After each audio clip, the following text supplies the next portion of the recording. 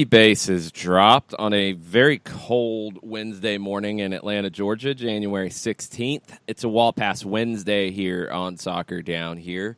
If you're new to the show, what that means is you send us questions. We'll try to answer them. The old school Wall Pass, give and go, 1-2. I was originally taught that it was a wall pass, but that was in the 80s. So I don't know if that terminology gets used anymore. We're trying to bring it back here on the show.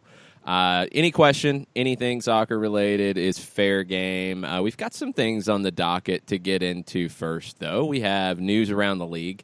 We have some pretty big-name players coming and going. We have news out of Austin, Texas about a team coming into the league. We also have some updates on other cities that are knocking at the door of Major League Soccer. And we've got some updates on the NWSL as they go into a big year and a World Cup year on the women's side. But we'll get into all that and more as we go today. I'm Jason Longshore, John Nelson, Jarrett Smith here as well. And guys, let me ask you this to start with. When Darren Eales sent out his tweet yesterday afternoon, how much did you freak out, Jarrett? Probably not as much as I should have. Were you onto the trolling, or did you just not catch it at the right time or all that? Skeptical is the word I would use. Wow, okay. Well, I wasn't, not going to lie. We had seen a guy at training who I didn't recognize. I was like, I don't recognize that person. I wonder if it's like someone they've brought in. And I was like, it's like when they brought in, it was kind of like when they brought in Devin Sandoval for the twos last year. Mm-hmm. And we saw him at training, like, that giant human being does not from this academy. They're going to have to announce him. I think it was one of those things where I was like, I wonder, like I saw the tweet, I was like, this is Darren. This would be really straightforward of him to make this call like this. I was like, I'm gonna hold off on this because I had no idea who it would be. I was like, this could be, a Pity Martinez signing. This could be Darren being Darren. And there was someone we didn't recognize at training. So I'm going to hold off on my excitement. Yeah, I've learned just to retweet Darren tweets and not try to guess because he will catch you from time to time, and he did here. Dion Pereira is the signing, 19-year-old winger developed at Watford. By all scouting reports I've seen and clips I've seen, very talented, very good on the ball, very good going forward. Described as a traditional winger in that defensive responsibilities are something he needs to work on. But a couple things that jump out to you, and you wonder how all this came together. He was named Watford's Young Player of the Year 2 years ago, at 17. He has played a couple matches in the Premier League. 14 goals and 49 appearances for the U23 squad. This is a talented young player, and as Bobby Warshaw said, Atlanta United has wingers for days now, and that's including guys like Breck Shea, who can play other spots, and Andrew Carlton, who can play centrally as well. The competition for spots out wide, John, is going to be fairly intense in the preseason. Yeah, and to the question that you gave Jared, I was a little late in the game, and so I ended up catching both of them kind of back-to-back because everyone had tweeted the first one, and then the second one comes up. But you sit there after the fact he's done and go, yep, Darren, nicely done, tip your hat, and you just keep right on going. But when you bring in this DP, I'm looking forward to seeing the competition. Yes, you got wingers for days, but with all of the competitions and all the depth that might be needed one way or the other, you're going to need wingers for days. And to have someone added that is as the early quality of Dion Pereira, I want to see how he is introduced into the system. I want to see how he adjusts. I want to see him hit the ground running at 19, and I want to see how he ends up integrating into what we've seen because I need to catch up on tape. But, with the bio that's been sent out there, solid pickup. And once again, you have Atlanta United grabbing an individual who has Premier League experience. Yes, I know it's only 2 matches, but a Premier League system. So you've got players coming over to MLS and Atlanta United who've done the Premier League thing. So I'm looking forward to seeing where Pereira fits into all of this and how he continues to grow as a player. Pereira is a different situation, but we've seen young English players come to the States and do pretty well for themselves. A lot of times it's been coming through the college system where they don't get as far along as Pereira did out of academy, and they decide to come over here for the college education and a second chance, and guys like Dom Dwyer have done very well. Jack Harrison is another one who's went back now. The thing about Pereira that jumps out to me, and from what I know thus far of Frank de Boer and what he wants to see, he loves wingers who are strong in the 1v1. And that was the number one thing from scouting reports on Pereira that has been cited, is his ability 1v1 on the dribble. He's going to have those opportunities in a Frank de Boer system to have a defender facing him up, and Pereira will be able to beat that player 1v1. And that ability is going to earn him opportunities here. Now, he's not, again, with all the wingers that are in the system and with all the different tactical ways I think this team can take the field, he's not going to have a ton of pressure either. And for a young 19-year-old coming to a new country and a new system and just a new professional setup altogether, it's a great situation to be in. And he'll be able to play minutes with ATL UTD2 as needed and also push people for time. And I've seen the immediate questions as to, well, what does this mean for Andrew Carleton, or what does this mean for X, Y, or Z? It means the competition is there. And that's what it comes back to. That is the balance that I think fans are going to need to understand going forward, Jarrett. This is never going to be a club that does what Dallas is appearing to do in 2019, where it is, let's clear the decks. Our homegrown players are going to get playing time, and they're going to play, period. Atlanta United's going to put every chance on their homegrowns as possible, and you have a manager in De Boer who is very comfortable in playing them. But you're not going to sit back and hand it to them. And where you have opportunities to bring in young talent from other countries, other places, you're going to go get it, because that should make everybody better at the club. It should, and that competition is going to be important, because you have, like, you're going through the competition of working your way through the academy, and that's important. But it's also, for me, important to get out of the academy, get into, a first team setup, and know that, just because you made it to the first team doesn't mean you're going to be starting 20, 30 games a year. It means now you have an entire different competition. And that's the way it's going to be the first team here. That's the way it's going to be everywhere you go. You come in somewhere, you're going to have to fight for time. You're going to have to fight for space, and you're going to have to, prove that you can be that guy when the pressure is on you. And then when the opportunity is there, because it's not going to be like that in the game. You're going to have a couple opportunities in the game, and that you have to take advantage of at the drop of a hat. Same thing in training. And right now, it's such a weird time. We talked to the players yesterday about this, that, it's kind of like a clean slate with a new coaching staff here. Everybody's showing what they can do. I mean, they did 11v11 yesterday on the first day of training, for God's sakes. I mean, I think it caught all of them off guard. Even the veterans like Parkhurst and Lorenowitz, I mean, they were grateful. I think Parkhurst was very grateful. He said, it's not bad playing 11-11 when the alternative is to get out there without the ball and just do conditioning drills. But it was a chance for Frank de Boer, I think, to see what he's got to work with. And that applies not just for the Joseph Martinez's and the Miguel Almirones of the world, but for the Andrew Carletons, the Lagos Kunga, and DP now. I mean, everybody's got a chance to make an impression right now. Yeah, I love the decision from De Boer to go to that. The focus is going to be on fitness in the early days. It has to be with what's coming up, especially at the beginning of the season. But you do have a bit of an advantage than a team like Toronto, in that Toronto, their last 2 years where they were coming off MLS Cup, they had off seasons of about 40 days. This year, it's 77 days. That's a lot more time to lose that fitness from the previous season. these guys are going to come in with a higher base level than a team like Toronto. So you're not going to have to do as much basic fitness work, but you are going to have to focus on it. But something like this yesterday, day one, hey, 11v11, let's go. And players were like, whoa, okay, that's unexpected. But that's a good thing because it keeps them on their toes.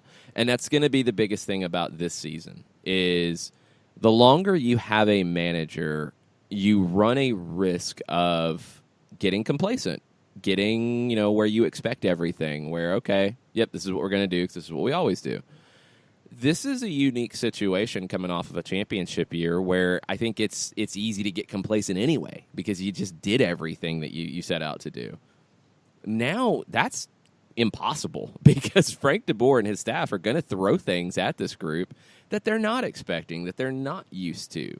That's a good situation. And for a new manager who has watched all of the tape and knows everything about what these guys have done, looking at it from a distance, John, now when he's able to throw this out there, yeah, it's a short period of time. Yeah, you're going to be running guys into different positions, and it's a final thing on the first day.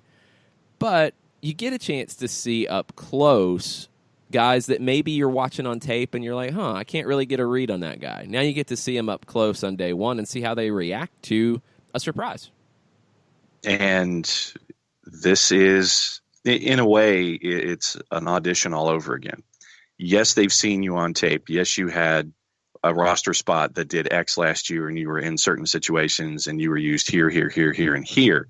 But now with the new players coming in, with another year on the books, with a new manager and a new staff only having seen you on tape, it's that chance to have them get that feel for you coming out of the blocks. And to your point about keeping everybody on their toes, I think that once again, that is what you need if you're a champion, regardless of if your manager is new or not. I think that there should be ways to keep a team on its toes, to keep that intensity, to keep that desire, to keep that want to gene out there for continuing to build on what you've built on. And we've seen that in day one with what Frank DeBoer and his staff wanted to do, is that, all right, let's check the need, let's check the want to, let's check the desire, let's check the ability, let's check if I put them in this situation. And so you've got A, B, C, D, and E working on day one because you've got to hit the ground running. Pardon the pun. Another bit that popped up yesterday as the day went on, and had seen a little bit in Spanish language, and Felipe Cardenas also tweeted this from The Athletic as well. Expectations that Joseph Martinez is about to sign a new deal, a big deal, and Sam Stejskal hinted at it as well in a piece. Some rumors have this as a 6-year contract. We'll see if this gets announced today, tomorrow, when it could go down. Not a surprise. I mean, I don't think anybody was surprised when they heard this. This is something we've talked about as a strong possibility since the middle of last year. This is something in Arthur Blank's way of running teams that has been consistent. When players perform, he has no problem rewarding them handsomely. And Martinez is in a situation where you don't have to worry about the cap. He's already on a designated player slot. You can pay him whatever you want, and you can lock him up for as long as he wants to sign a contract for. Seems to be a no-brainer, Jarrett.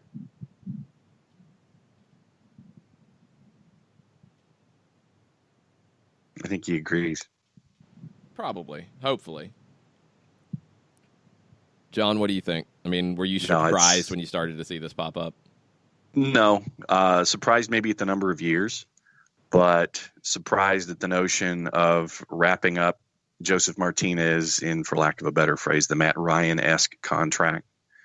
And Mr. Blank knows these situations. You have your star, you treat your star well, and they're going to want to stay and be a part of the fabric of what you've built. We've seen it on the Falcons side, and now we're seeing it with the Atlanta United side with the early reports that this is what might happen with Joseph.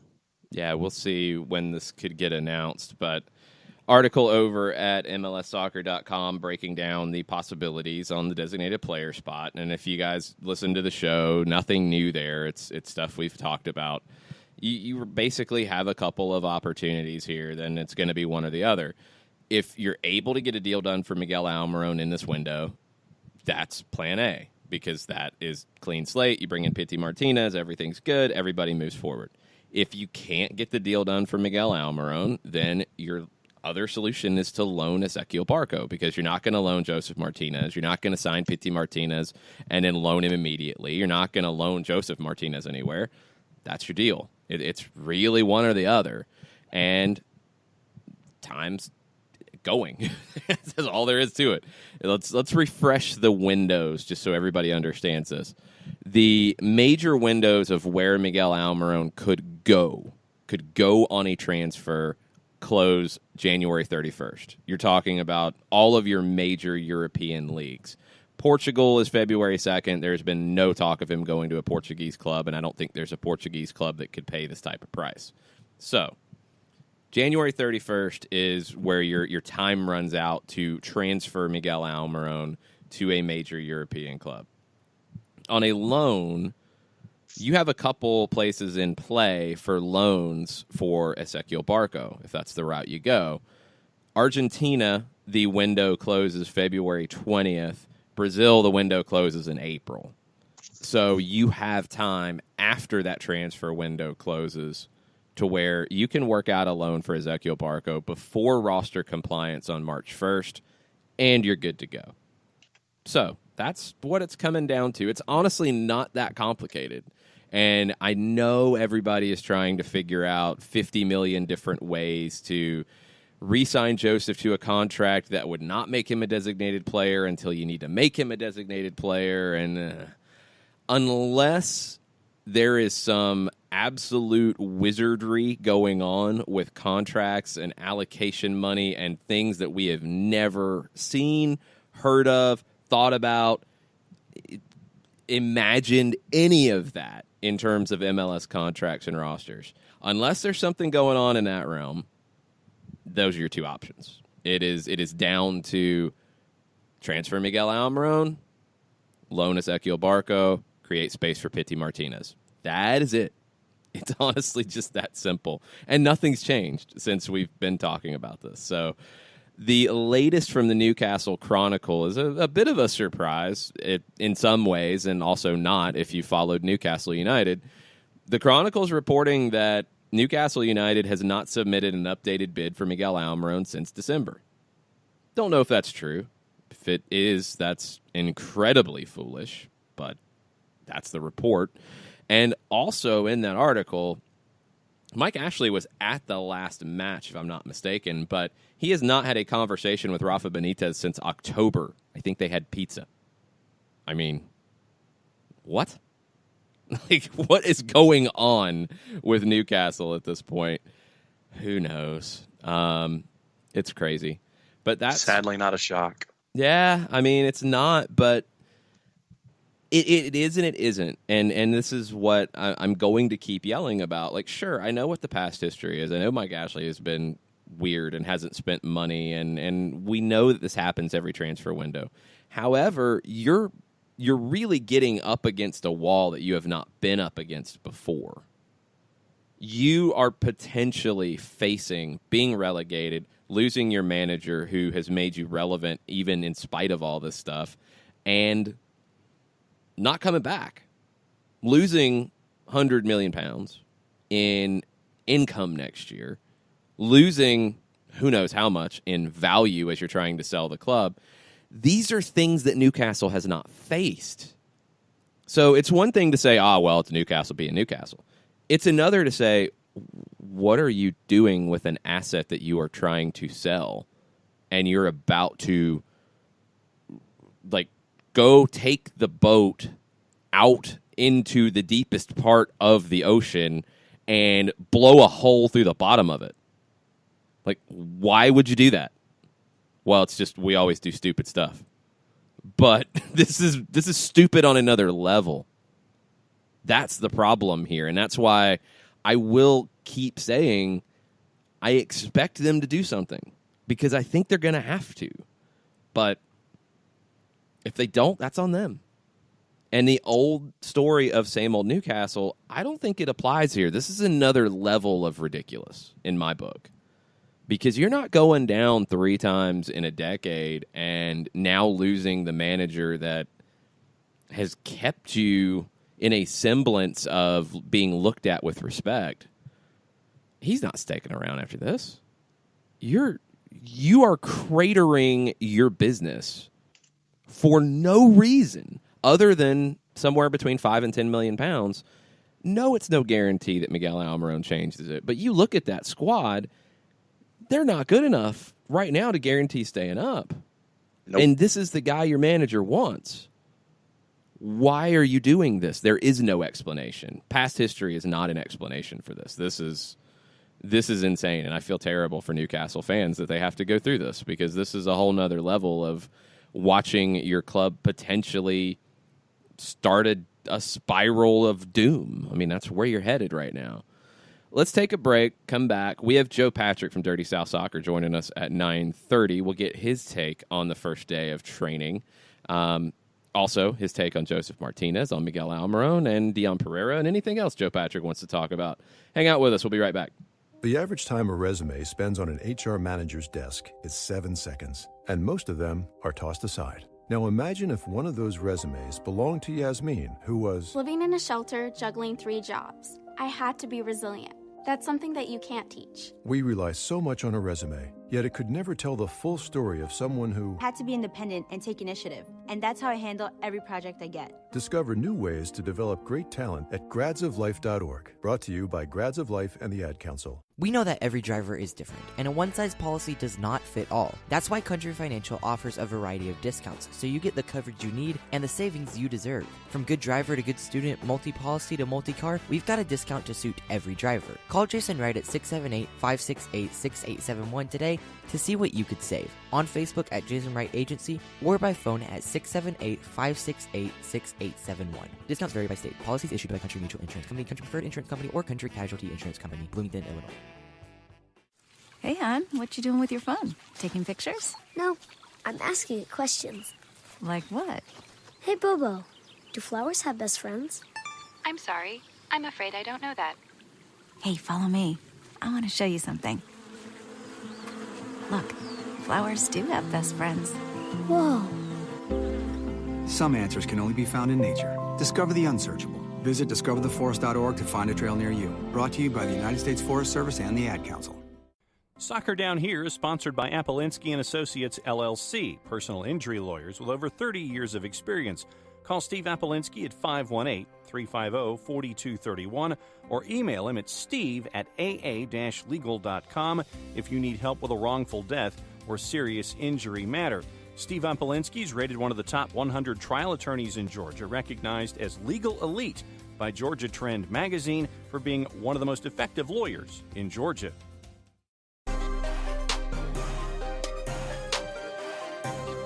Welcome back. Soccer Down Here, Wall Pass Wednesday edition. We'll be taking your questions throughout the show. Joe Patrick joining us in our next segment from Dirty South Soccer from MLSsoccer.com. He writes at The Athletic as well. Joe does a little bit of everything. We'll get his takes on the start of Atlanta United preseason in just a bit. This is what Newcastle is looking at, in my opinion, John, and this is what should terrify Newcastle fans. You don't make any moves, or you wait to the last minute and you go get somebody on loan, or you sign somebody who's out of contract and been out of contract for 6 months and whatever. Johan Cabaye. Yeah, Johan Cabaye. Yeah, that's going to save the day for you because he hasn't played in who knows how long because nobody wanted to sign him. That's what you're looking at. So you go and you do that. That's what you have to do, or you don't do anything.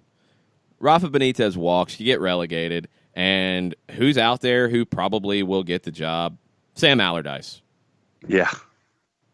Because that's what happens in these situations, and that should really make you look forward to good soccer. Oh. Yeah. Might get back up, maybe, probably.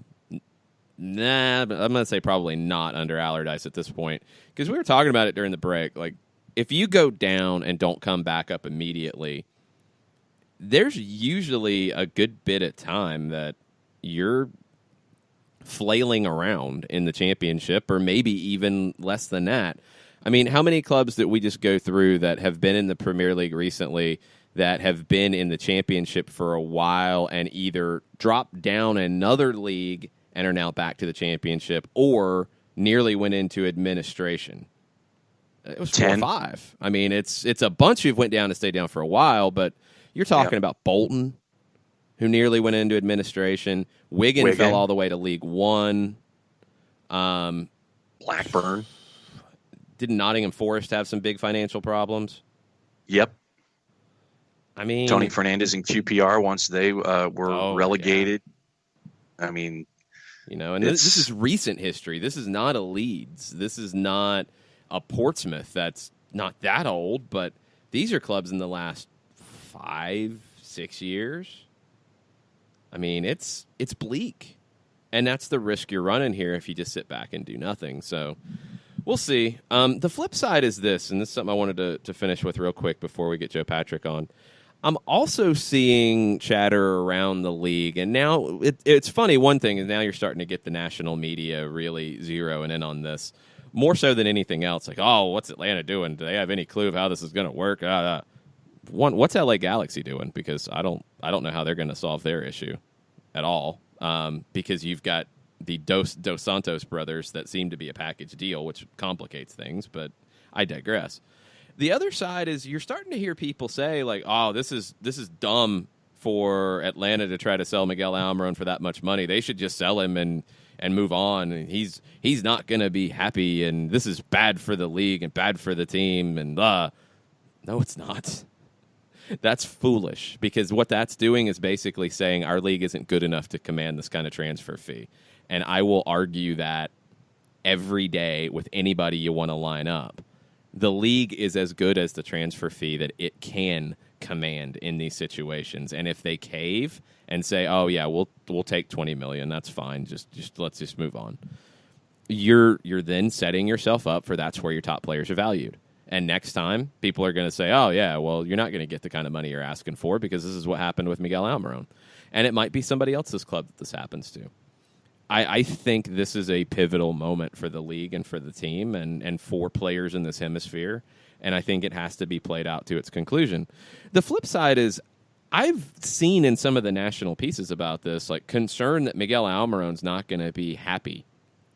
Have you noticed any of that in any social media postings or anything about Miguel Almiron seeming to be unhappy in Atlanta? No. That is crazy speculation out of nothing, in my opinion. He showed up for training as a contracted Atlanta United player. He has participated in training. He is posting pictures of himself with his teammates, who are his friends. This is it's disappointing to see this even speculated about right now, because you have not heard anything from Miguel Almiron's agent about demanding a move or being unhappy. You've not heard anything from Miguel. I'll tell you this. Toronto yesterday, first day of training, right? Sebastian Giovinco has a scrum afterwards and said there was an offer from another club, and a big offer, and he's committed to Toronto for now and he wants to work out a new deal, but there's an offer from another club. Haven't heard anything like that being hinted at. And then the club had to say, well, we haven't received an official offer for Giovinco. You're not getting that type of situation here yet, and I haven't seen any hint of it happening. So I think that's a little disappointing to see that that narrative trying to take hold, because there's been nothing to hint at it.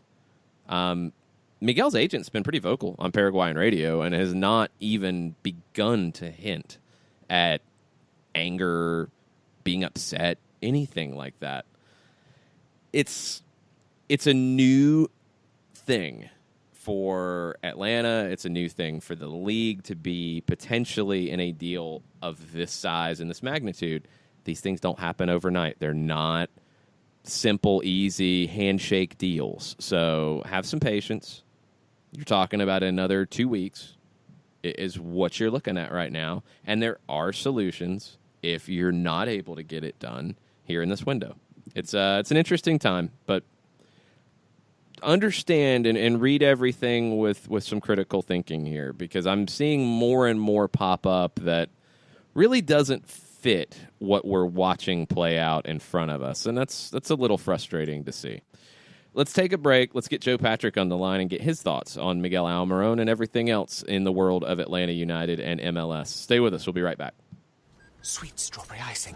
You're in Goodwill, and just past that vintage denim jacket you spot miniature donut earrings. You lean in.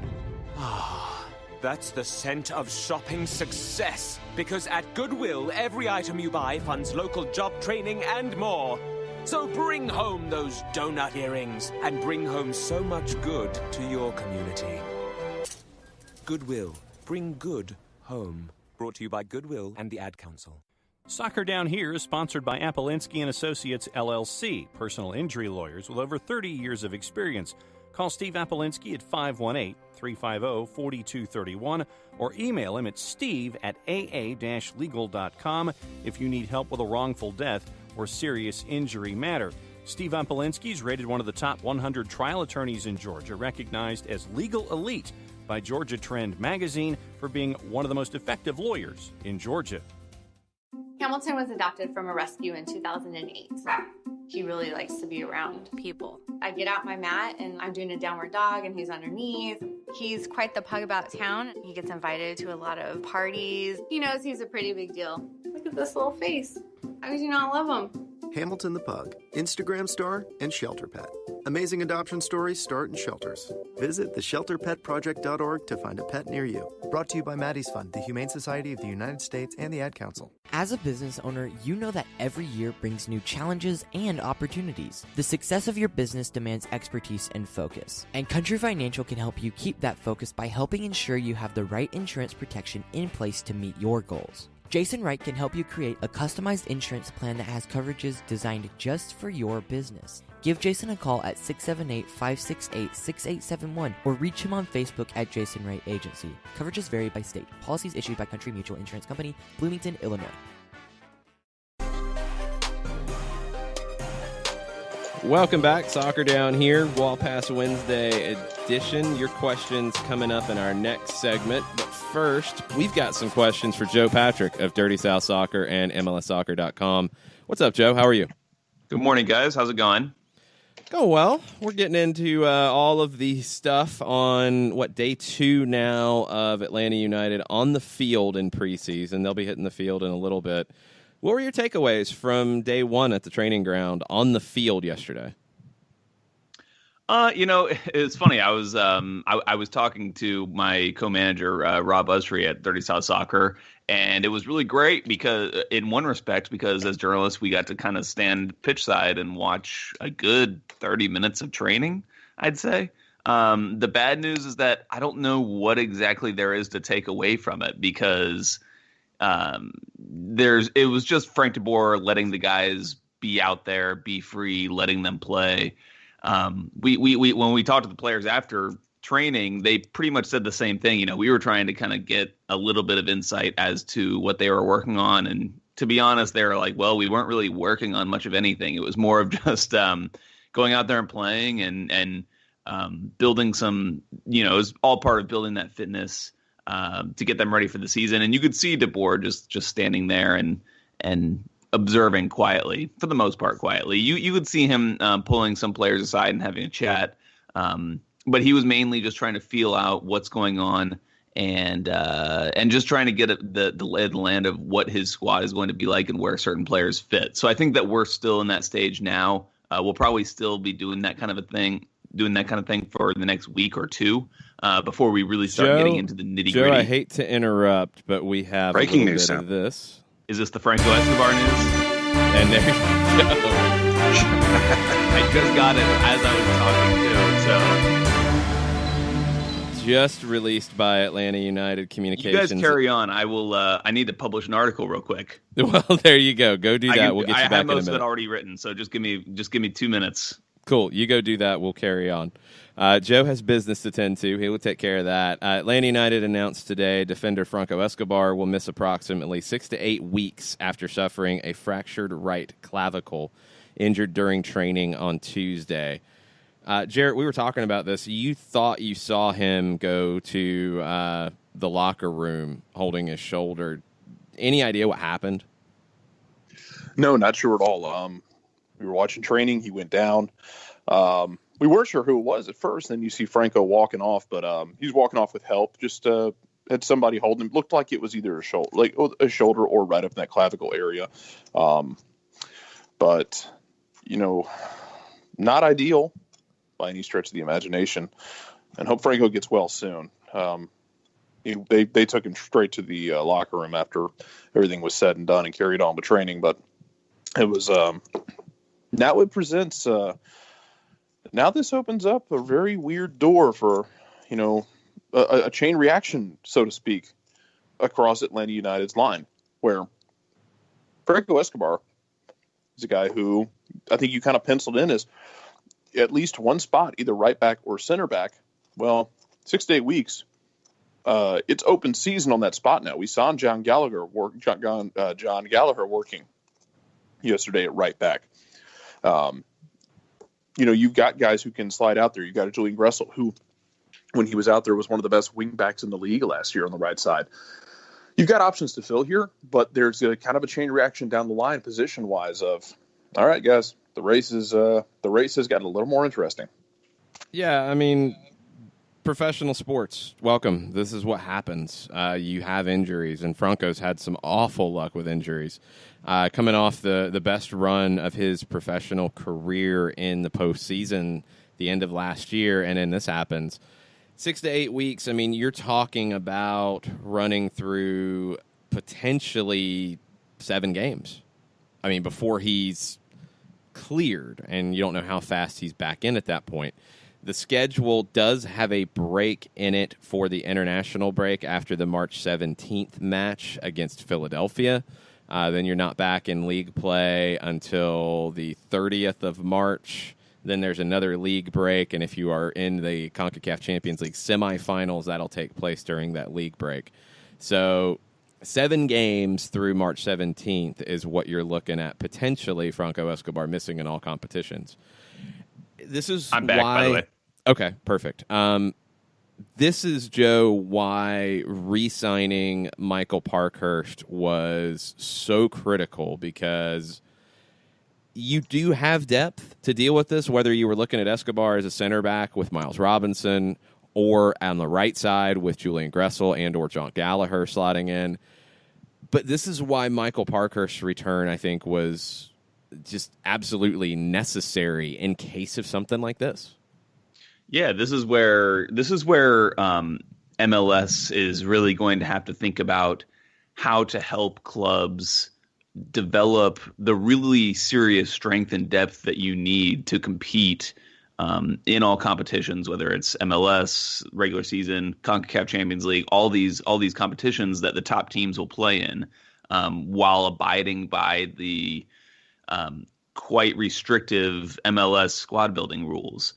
It's something that I know Darren Eales has on his mind to try.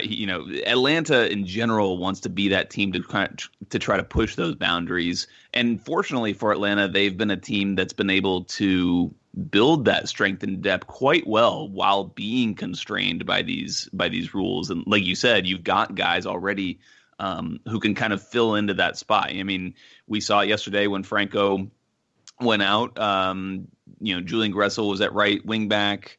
And you have your central defenders. Michael Parkhurst wasn't even playing with the first team yesterday. He's still being held out a little bit due to his ankle injury that he had at the end of last season. So he wasn't even participating in the 11v11. But you still had a strong back line of Leandro Gonzalez-Perez, Jeff Lorenowitz, and Miles Robinson. So, I mean, you still have, despite not having both of those guys, you still have a very decent back line there, but really you don't have anyone behind them. So that is your bare bones, and you need to have those numbers to really be able to compete when you're talking about midweek games and high leverage competition like CONCACAF Champions League, and then put out a very serviceable, if not quality squad to go into MLS and go, travel on the road to go take on Philadelphia Union or, someone like that who's not competing in those competitions and who can play their absolute best team. Yeah, John, one point before you ask Joe a question. A couple guys to keep an eye on when you're looking one step beyond now that you are thinner for this first stretch of games. Two players that I would keep an eye on. Kendall Edwards out of the academy, a player who played a lot with Atlanta United too last year. He's still in the academy.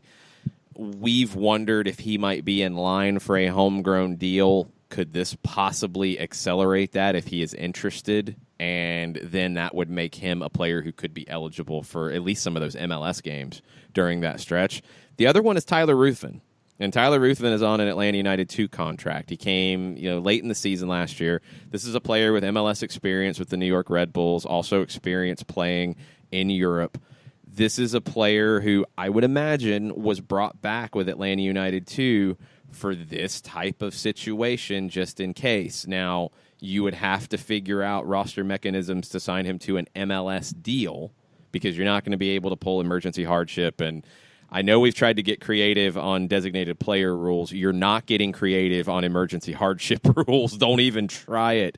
You would have to sign him to an MLS deal to have him eligible. But he's been there before, and he's a guy that's in your system. And I don't know if he's training right now. Atlanta United 2 as a whole doesn't officially start training yet. But he's a guy that you could keep an eye on, too, from a veteran side of things that maybe comes into play here. Go ahead, John. Now, and since we've been talking about the back, I was going to go toward the front of it all. And obviously with our discussions in the first block with Miguel Almiron and what we see going on or not going on at Newcastle, Joe, when you look at this particular saga, what are you staring at these days when it comes to Almiron and going someplace? What's your up-to-date thought pattern on Miggy? I'm looking at Ezequiel Barco, and I think that his future is going to maybe not dictate what happens with Miguel, but I think it's going to be contingent on what happens with Miguel. I think that the way I kind of feel the tide going on this is that the club is just not going to sell until it gets the deal it wants, and if it doesn't get the deal it wants, it's not going to sell. And they would rather. Again, they would rather sell Miguel for the deal they want, but if they don't get that, they'd rather move Barco, at least for half a season until the second transfer window opens, the summer transfer window, I should say, and move him then. So I think that those players are, as time ticks by, that is becoming a much more realistic avenue for Atlanta United to go down. I think it'll cost them a little bit of money, but not nearly. It wouldn't. The reason why, in my opinion, it's becoming more feasible is because it actually would cost them the least amount of money if they're not getting the deal they want. If they're getting cut, if they're $5-10 million short on an offer from, let's say, a Newcastle, it's a price effective option to pay a little bit out for Barco, pay a little bit of Barco's salary to go play. Somewhere else for the next 6-7 months, and then get the price you want for Miguel, and then bring him back. Then you're only spending, it would vary based on how much the team that you're sending could pay out of his salary. But that seems like the much more cost effective option for Atlanta, and I think that that's the route they'll go down. And it would obviously, it would make them more competitive team to have Miguel still part of the squad, especially during what would be the phase of the season that would have where they would be playing the CONCACAF Champions League. So I guess I'll ask the question now, Joe. Have you been able to reach out to George Bello and find out who he was working out with in the offseason, and why was it Chris Goslin? Because George Bello got big. Swole. Yeah, we were joking yesterday. Did they put him on the Chris Goslin training regime? It was only 5 weeks. That's the thing. It's like, first of all, I'm not sure how much bigger he actually is, and if this is just an issue of layers, as in like his layers of clothing that he's wearing. Although he did get the haircut, medium, is what you're saying. The haircut makes him look noticeably older. And I don't know, and maybe it makes the rest of his body look bigger in comparison since he had the fro and now it's short. But yeah, he looks good. I mean, he was running with the ones, as they would say yesterday. And like I said, I don't know how much you can really take out of that, out of the 11v11 that was going on yesterday. But you know, he was running without a penny on for most of the time that we saw, and it was really funny to hear LGP yelling "Go Georgie" at him constantly. So do you? How often do you think we kind of? I mean, we talk about it here sometimes, and we joke about it with guys like Goslin and Bello. But how often do you think we kind of gloss over the fact that guys have to, especially young kids, have to go through that phase where they have to get bigger to be able to handle the rigors of playing in this league, 20 times a season, if not more. And you can't be built like a teenager and survive that, or survive it well anyway. Yeah, sometimes it slips my mind. I remember last year I had gone to do an interview with George Bello, and I remarked on Twitter, I said, wow, he's really gotten bigger. And people laughed at me on Twitter like, yeah, of course he is. He was only 15, now he's 16, he's still growing. I was like, oh yeah, I kind of forgot about that.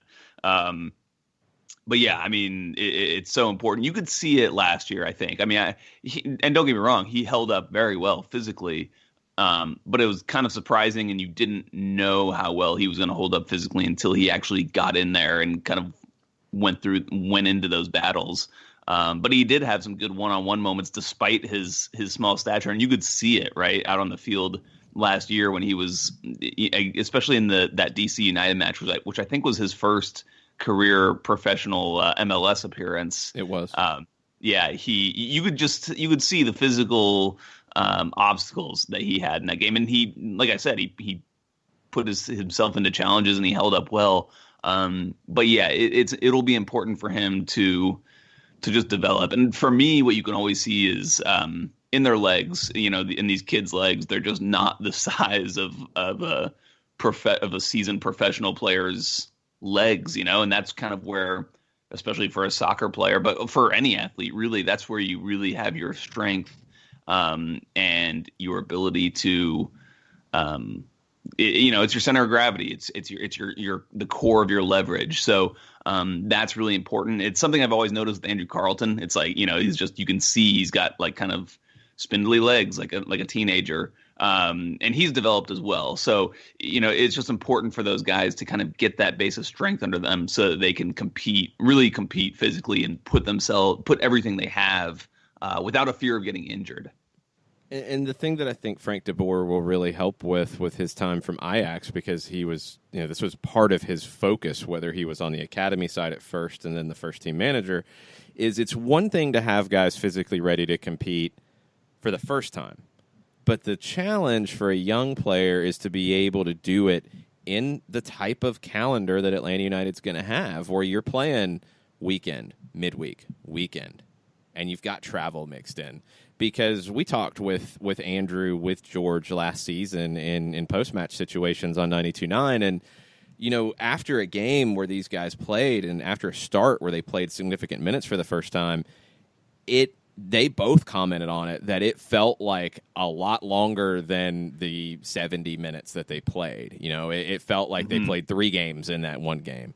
And that recovery is so difficult for young players. That's why you see them eased in a lot of times. And for Bello to be able to have this development in the offseason, it shows that he's taking his career incredibly seriously. And he put in the work in the offseason, as many guys did. I mean, we saw the training videos from Andrew Carleton. We saw the training videos from Tito Villalba in Argentina and Joseph Martinez and all the work these guys were putting in. But for the young players especially, building up that base of both just physical speed, agility, power, but also the ability to be able to do it game in and game out. That's what takes you from being a promising young player to a young professional. Right. And that's the word I wanted to emphasize, was professional. That's why they're on professional contracts. That's why they get paid, $60,000. They start getting paid, $60,000 or whatever it is when they start their professional careers. But that's big money for them, and for good reason, because they are then required, or they have a they have a responsibility to keep their bodies in shape, not just during the season, but all year long. I mean, we Dirty South Soccer, Payson Schwinn did a great interview with Ryan Alexander, who's the head of performance, physical performance. That's not his actual title, but it's something like that at Atlanta United. And, when these guys go off for break, they're not just going off for the off season and just to do whatever until they come back. And, maybe they hit the treadmill a couple times in the week before they come back. No, they've got a very regimented schedule to go through. So, okay, the first couple weeks after the season, yeah, they don't want them doing anything. They get to totally relax on the couch. But after that, they have homework essentially that they need to be doing on their bodies, and it's a year-round process. If they don't do that, then it sets them back, and you see injuries start to happen, crop up. So yeah, it's super important, and I think that often gets overlooked in terms of what it means to be a professional. It means taking care of your body. It means carrying yourself in a different way all the time, not just the time when you're on the training ground. You have a different responsibility once you sign that contract. So we look at the next couple of days, the next week, until you visit us again. What are you looking forward to the most in seeing in your visits to practice as the season in all of its different forms gets what we're talking a month away, pretty much? Yeah. So yeah. What are the next what are your next markers? What's next on the Joe Patrick to-do list for keeping an eye on things? Well, I think just generally, I'm just interested to see how these guys start to adapt to Frank de Boer's overall kind of vibe that he has, because it is noticeably different from Tata.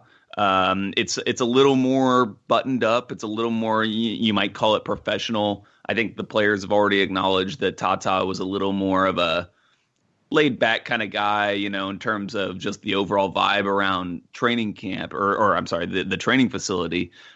So I'm interested to see kind of how they adapt to that, especially some of the South American guys. But I don't think that it will be an issue. I'm just more interested in have them describe to me kind of how it's different. I think it'll be a much more kind of, obviously, coming from Frank de Boer's experiences in Europe, a more kind of European style dressing room and protocol around the training facility. So I'm really interested in that generally.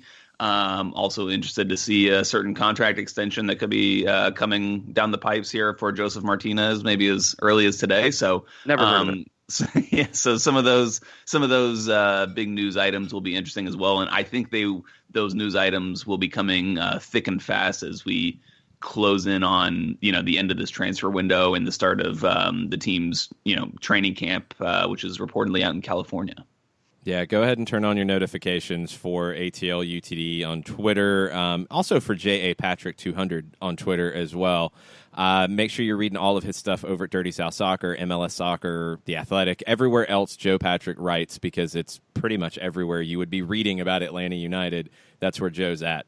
Thanks for the time, Joe. We appreciate it. All right, thanks, guys. Talk to you later. We're going to take a break, come back, and wrap up hour number 1 after this. The average time a resume spends on an HR manager's desk is 7 seconds, and most of them are tossed aside. Now imagine if one of those resumes belonged to Yasmin, who was living in a shelter, juggling 3 jobs. I had to be resilient. That's something that you can't teach. We rely so much on a resume, yet it could never tell the full story of someone who had to be independent and take initiative. And that's how I handle every project I get. Discover new ways to develop great talent at gradsoflife.org. Brought to you by Grads of Life and the Ad Council. We know that every driver is different, and a one-size policy does not fit all. That's why Country Financial offers a variety of discounts, so you get the coverage you need and the savings you deserve. From good driver to good student, multi-policy to multi-car, we've got a discount to suit every driver. Call Jason Wright at 678-568-6871 today to see what you could save. On Facebook at Jason Wright Agency, or by phone at 678-568-6871. Discounts vary by state. Policies issued by Country Mutual Insurance Company, Country Preferred Insurance Company, or Country Casualty Insurance Company, Bloomington, Illinois. Hey, hon, what you doing with your phone? Taking pictures? No, I'm asking it questions. Like what? Hey, Bobo, do flowers have best friends? I'm sorry. I'm afraid I don't know that. Hey, follow me. I want to show you something. Look, flowers do have best friends. Whoa. Some answers can only be found in nature. Discover the unsearchable. Visit discovertheforest.org to find a trail near you. Brought to you by the United States Forest Service and the Ad Council.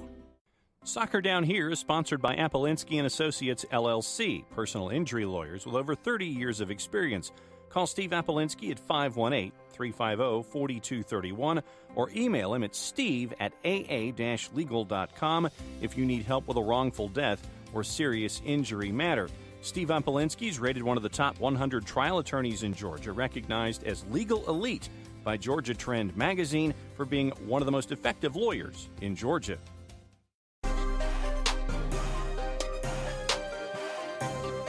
Welcome back. Wrapping up hour number 1 of Soccer Down Here for January 16th. Wall Pass Wednesday. All the Wall Pass questions you can throw at us in hour number 2. But let's get a reminder on the big news of the day. Franco Escobar injured, out 6 to 8 weeks, broken clavicle. We talked about the possibilities for replacements regarding depth. We talked about the importance of bringing Michael Parkhurst back and his veteran experience here. But, Jarrett, I mean, this is something that you have to be worried about a little bit as Atlanta United goes into CONCACAF Champions League and has a busy schedule in the first month. It looks like Franco could miss up to 7 games. Yeah, it's not pretty. It's not ideal by any stretch of the imagination, but it happens. This club is unfortunately well-versed in the long-term injury, the art of the long-term injury, and just another hill you have to climb if you're Atlanta United right now. It stinks, but you hope Franco is able to bounce back quickly, and it could have been a lot worse. I mean, it could have. I'd love to see the report on this, how badly it was displaced or whatever, but he'll be back, and until then, you've got depth. This might rearrange your priorities though in this window though, where you maybe look within the league to see see if there's any other help you may want to find in the midst of all this. If you decide that the guys in the academy or guys you've drafted aren't the perfect fit you want, and this is going to be very interesting, I think, for Frank de Boer, that first day of training, you lost the guy who had really grabbed that spot.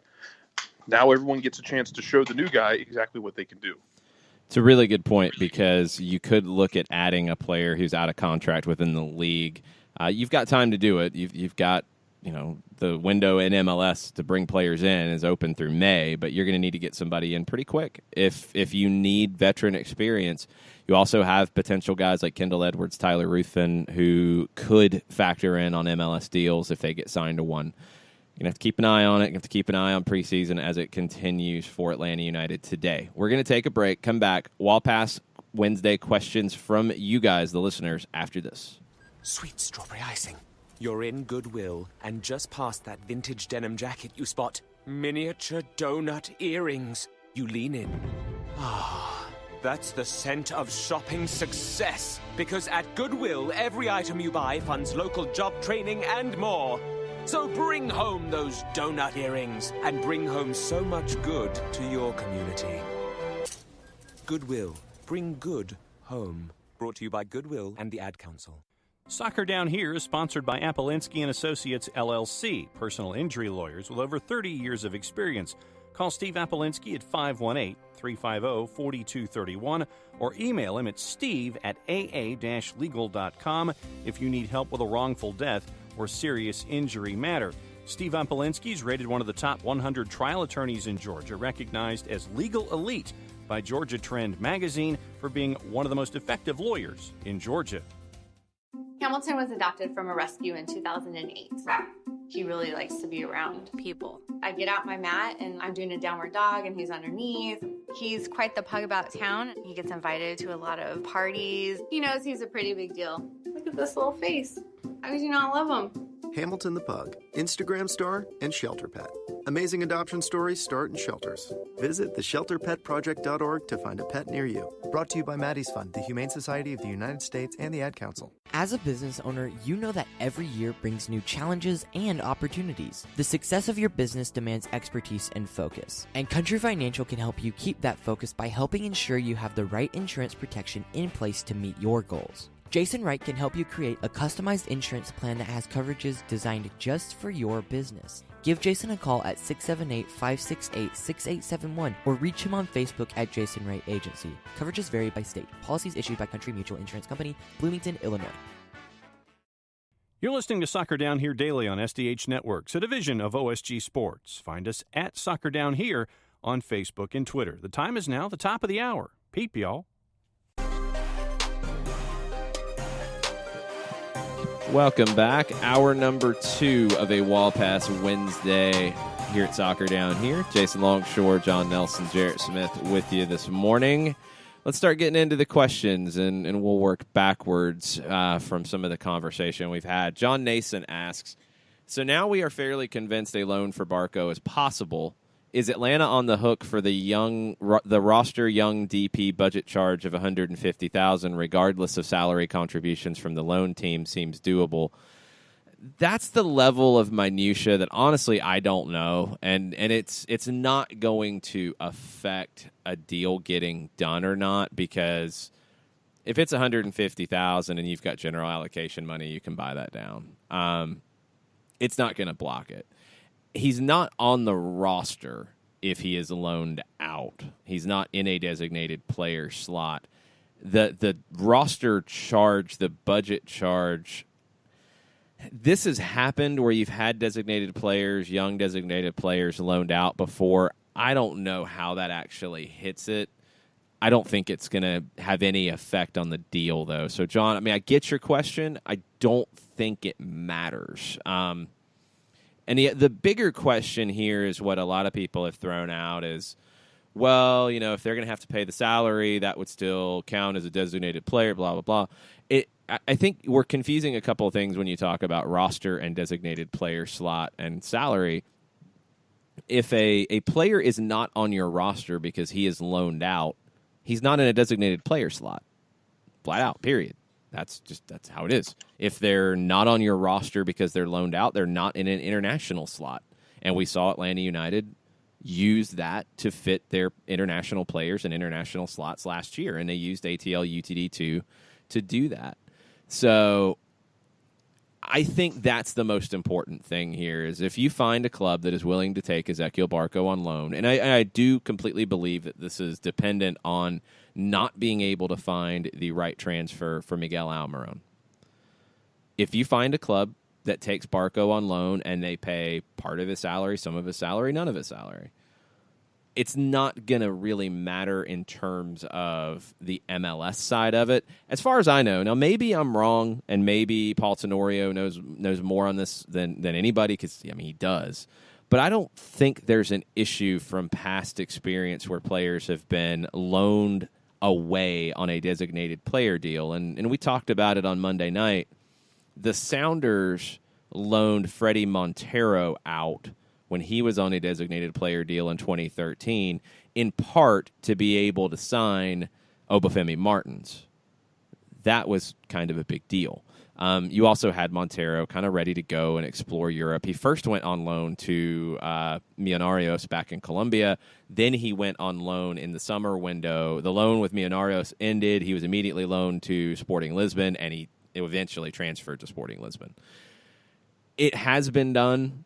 It can be done. That's the plan B. It's honestly, Jarrett, as simple as that.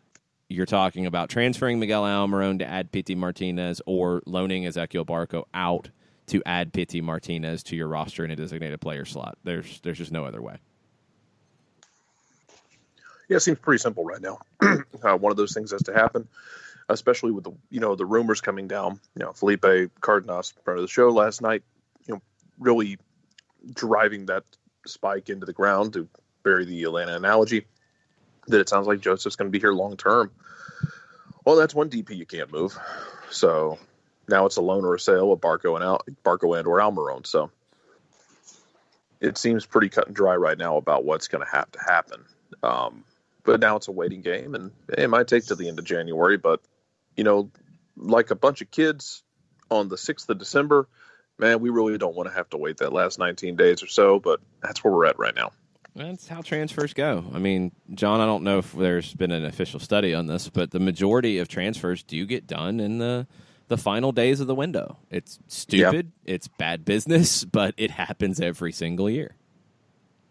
And everybody waits to sit there and figure out, okay, we're in this trouble now as opposed to the trouble that you could have fixed at the beginning of the window.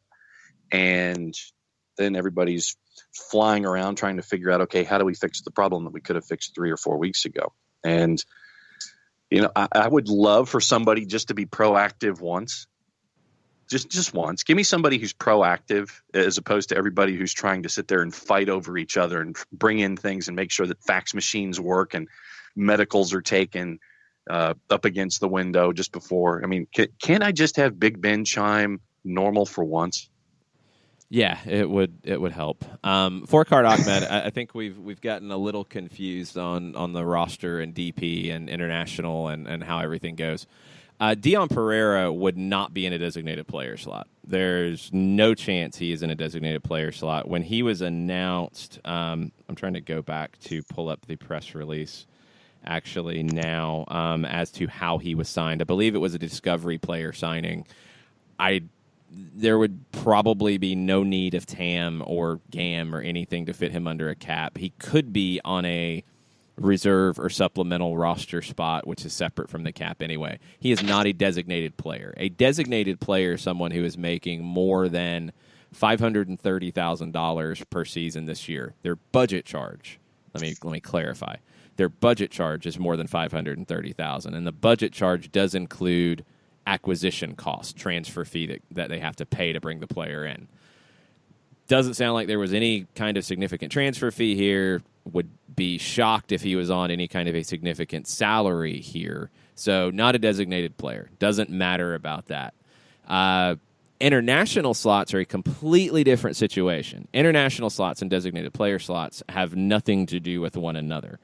International slots for Atlanta United in 2018, I'm going to confirm it now. I believe they have 8.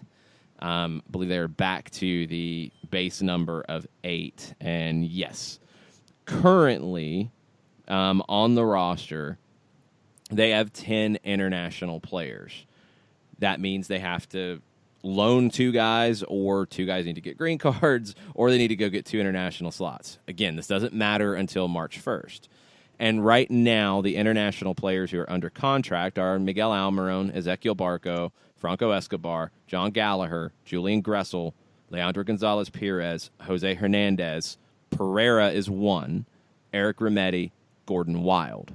Now, could you tell me that on March 1st or anytime between now and then, Pereira and Wild are loaned to ATL UTD2? Yeah. That would be a very realistic way to get to the 8 slots. And if Almiron or Barco are not here on the roster on March 1st, you would expect that Pity Martinez would slide in, and there's the other slot, and you're good to go. So I hope that makes sense. I think sometimes the phrasing just gets thrown around a lot, and it can get a little confusing, but designated player slots are tied to salary and acquisition costs. International slot is just international status. And the reason why green card players are not counted as internationals is down to U.S. labor law. If you have a green card, you can't consider them an international. So, sure, teams that are able to have better lawyers than others and get more green cards for their players, and Atlanta's been very good at that, have an advantage. But that's U.S. labor law. MLS would not be able to legally count players who are not from the United States but have a green card as an international player. That would be illegal. They're not going to do that. So international players is down to that status, has nothing to do with salary. Designated players has nothing to do with international status. It's down to salary and acquisition cost. I hope that makes sense. But Fourcard, if you need other clarification, please don't hesitate. Reach out, because I'm sure you're not the only one who, as MLS roster rules baffle all of us, needs a refresher from time to time. Nathan Pugh asked this, and John, you take it first. Which did you prefer, All or Nothing, Manchester City, or Sunderland Till I Die? Because he says Sunderland's a train wreck with emotion, but Man City and Pep were so engaging.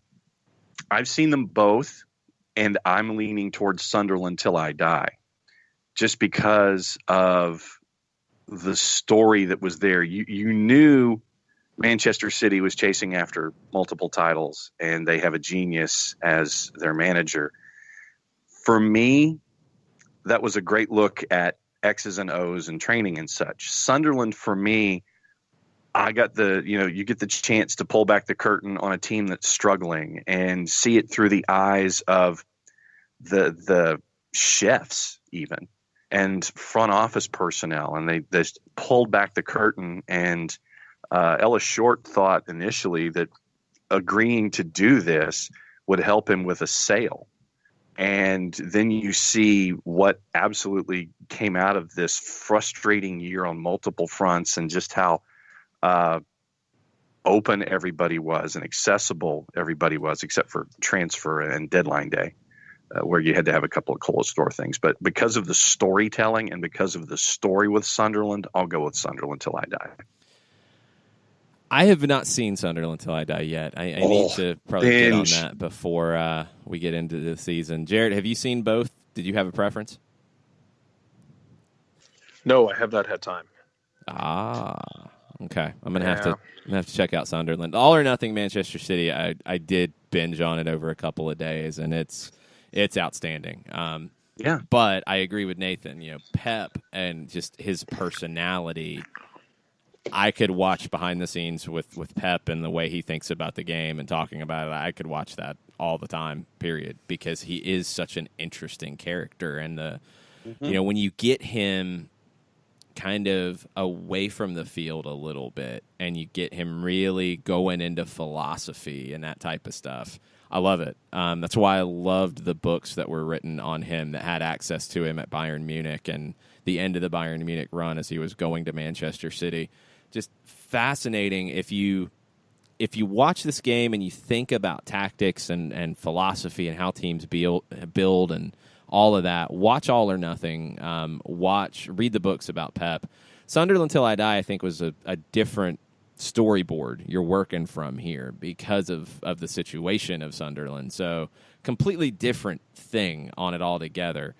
I haven't seen it yet. I do need to sit down with it. Manchester City one, not a Manchester City fan, but I have so much respect for Pep Guardiola and the way he sees the game that it was really fascinating. And, we'll take it a step further and bring it to MLS. You saw a lot of Dome Tarrant in that series as well.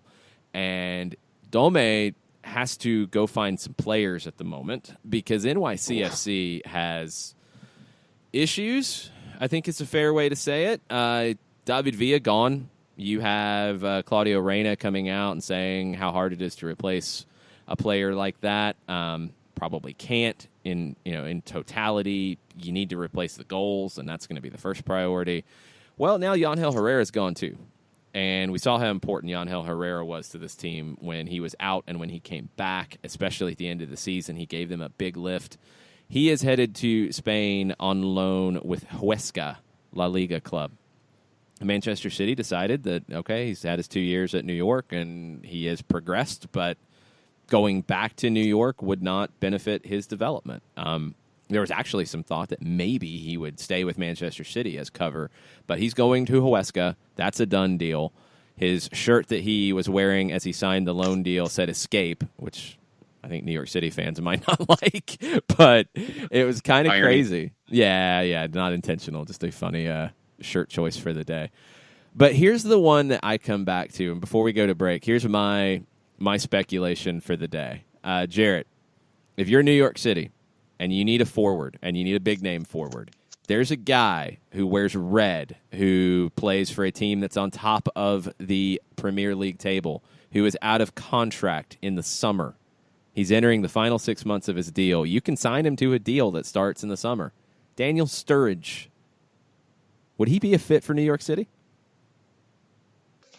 It'd be an interesting call. You know what the other one I thought about recently, aside from Sturridge? Lukaku. See, I think he's in a different level. I think Lukaku, if he leaves Manchester United, he's going to have bigger options out there for him. Sturridge, one, he has reportedly attracted interest from MLS clubs, unknown what clubs, but attracted interest. New York would make a lot of sense. Yeah. And if you take it a step further, okay, you go ahead and you work on that pre-contract, and he agrees to go to New York in the summer. Then it's, well, what is he doing for you right now? Do you need him right now? Do you need some money to make this happen? Let's get a deal done. Because he's a name. He's not David Villa, but he's a name. There's also tread left on those tires. Yeah, I think so. I think with Lukaku, there's maybe too much tread. I don't know if he's ready for that type of move yet. I would imagine there would be clubs all over Europe who would clamor for him. And I would imagine there's clubs clamoring from Sturridge, but he's at a different stage in his career. I can't think of another guy that would be remotely near the name of a David Villa, but can give you the goals that David Villa gave you from Europe, and that's where they say they're looking. If you can keep his head on, which is an incredibly tall task. And if you can keep him healthy, which is also a tall task. Mario Balotelli. He's going to Marseille, it sounds like. It sounds like that's a done deal. So. Saw that. And I wouldn't touch that because I wouldn't touch it because of the head case issues. I wouldn't. I don't think NYC can take that risk right now. Because when you're coming into a year where your attendance has went down 4 years in a row, you're not in an ideal situation. There's no light off in the distance about a new stadium. You have lost your manager in Patrick Vieira, who had a great connection with your fan base. You kind of fizzled out in 2018. You've now lost the two faces of your team in Villa and Herrera. I don't think you can take that risk on a Balotelli. And even Sturridge is a risk, but it's a safer risk, in my opinion. How about this within the league? And this is a stretch, and we're getting into theoreticals now, and it's dangerous. But if you want to get the money together to ask for it, would you reach out for a Dom Dwyer for kind of a bridge guy until you can bring in a big name and ask Dom Dwyer to spearhead you attack? 100%, but you do have to worry about then that you have to have a long-term strategy, because if you're going to go get Dom Dwyer at he's 28 years old, 28, 29. Yeah, I think so. He's a starter in this league, and he's a double-digit goal scorer in this league.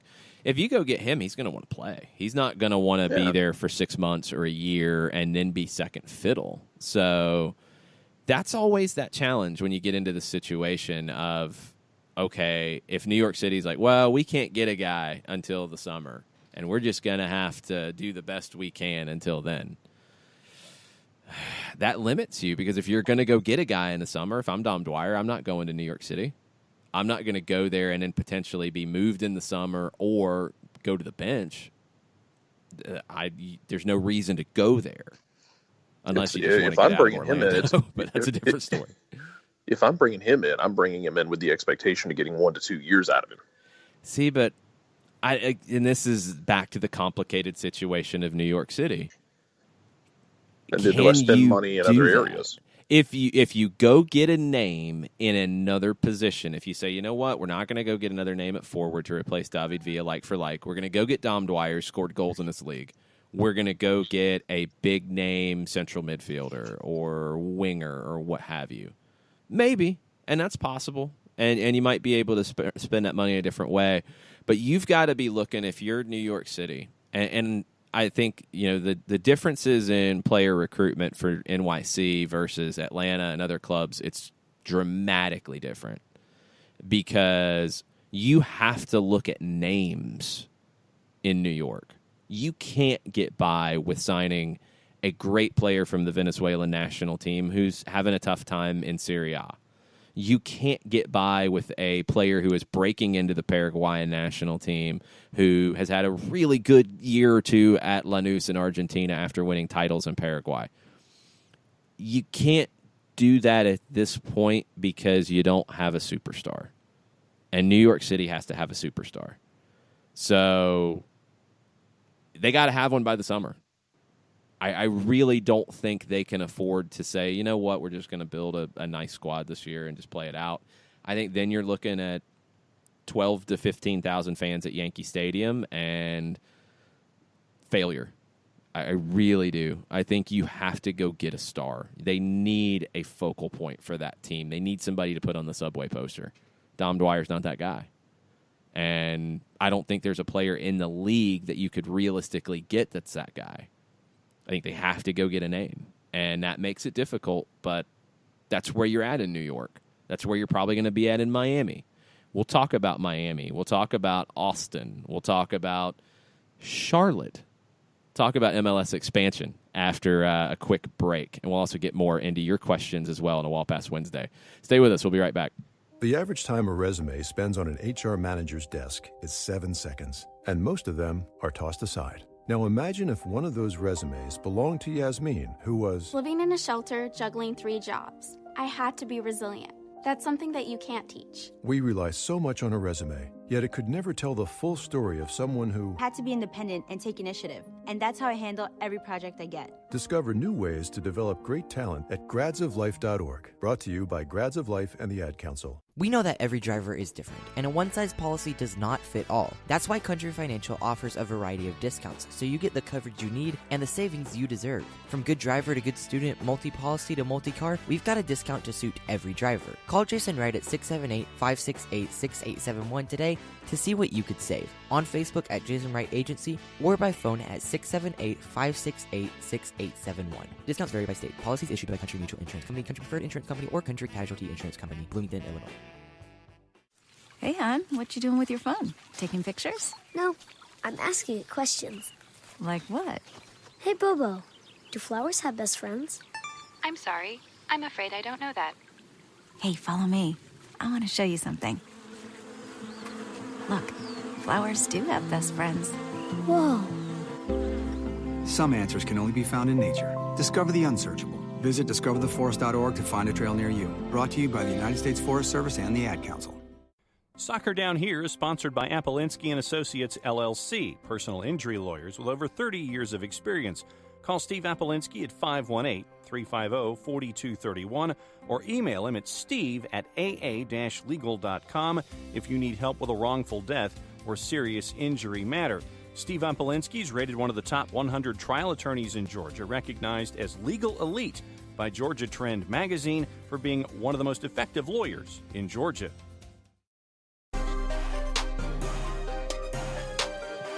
Welcome back. Soccer Down Here, Wall Pass Wednesday edition. We've got lots of comments about New York City, and we'll get there in just a second. But expansion news hit yesterday as Austin FC was officially introduced. We knew it was happening. We had seen the logo. This was not a secret, not intended to be, but officially introduced in the Austin market with Anthony Precourt there, with Don Garber there, with Alexi Lawless and an acoustic guitar there. And they will be joining Major League Soccer in 2021. All kinds of reaction here. Some of it is crazy. Look, this is an interesting one, John, because we've talked about Austin versus Columbus, because that's how it was portrayed for most of the saga. And we all hoped that you would see a scenario where the Columbus Crew remained and Austin became its own thing. And that's where we're at, and that's a good thing. I don't think there's any arguments there. There's questions about Austin as a market, and we know the projections. We know it's a growing city. We know that, hey, this is going to be the first major league team in town. There's something to be said for that. But what are your expectations now that, okay, we know the runway, we know what's going on here, Austin FC hits the field in 2 years. What are your expectations for Austin FC out of the gate? Are you talking out of the gate 2019, 2020 before they hit the pitch or when they hit the pitch? 2021 when they hit the pitch. I mean, what are your expectations for how they're going to get there? They have a lot of for them to have a. I'd like for them to have a stadium. Well, I mean, duh, we know that. Like they have everything in place. Like, are there political battles? Yes, there's political battles in Miami and Charlotte and Columbus and everywhere else that you're dealing with the stadium. We know that part. I think a few things that are being lost in the shuffle here about Austin. They have a lot of staff that most clubs don't have this far out.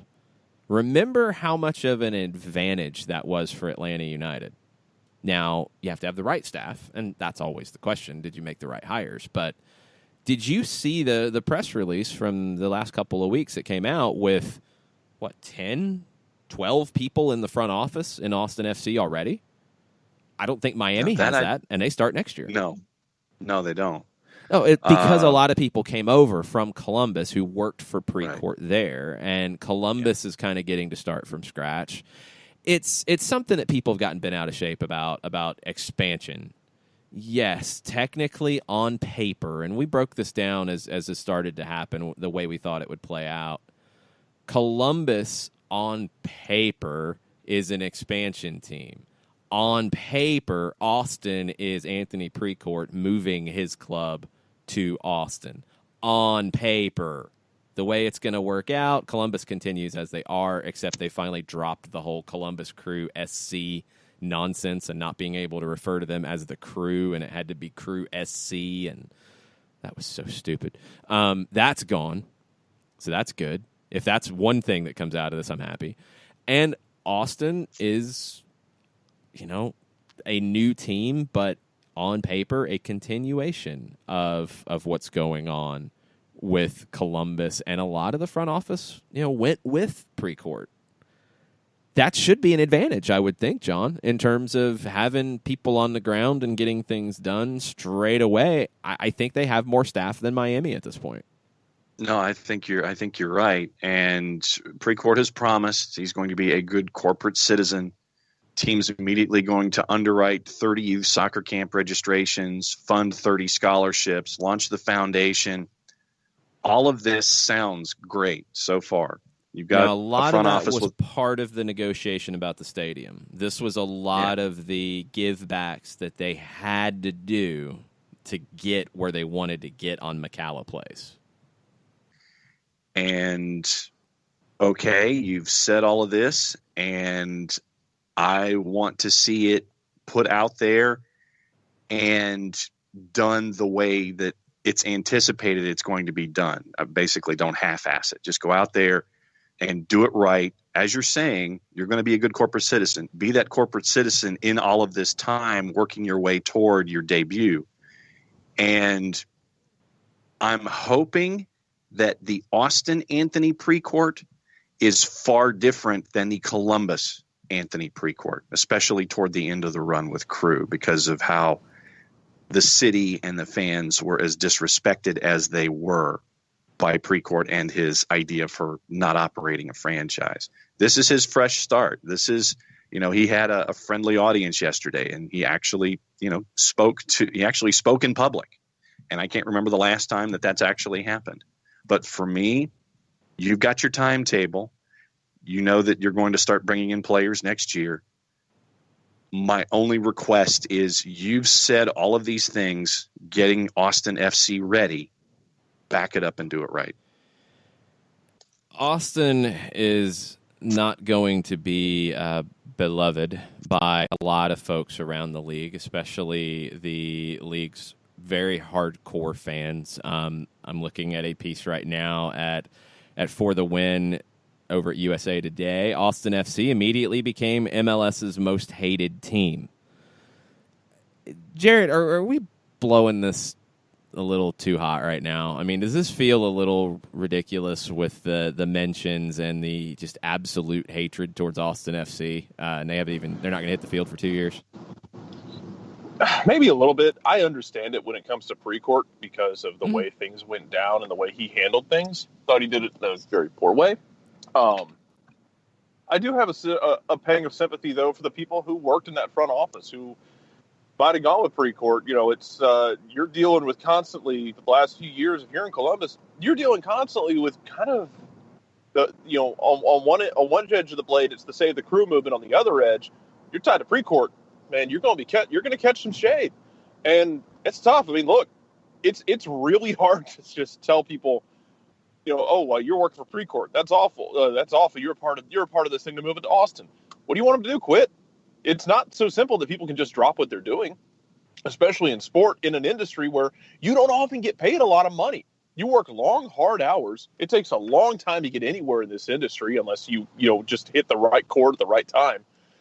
It's a lot of hard, grinding work. It's not always great money. You do it because you love it.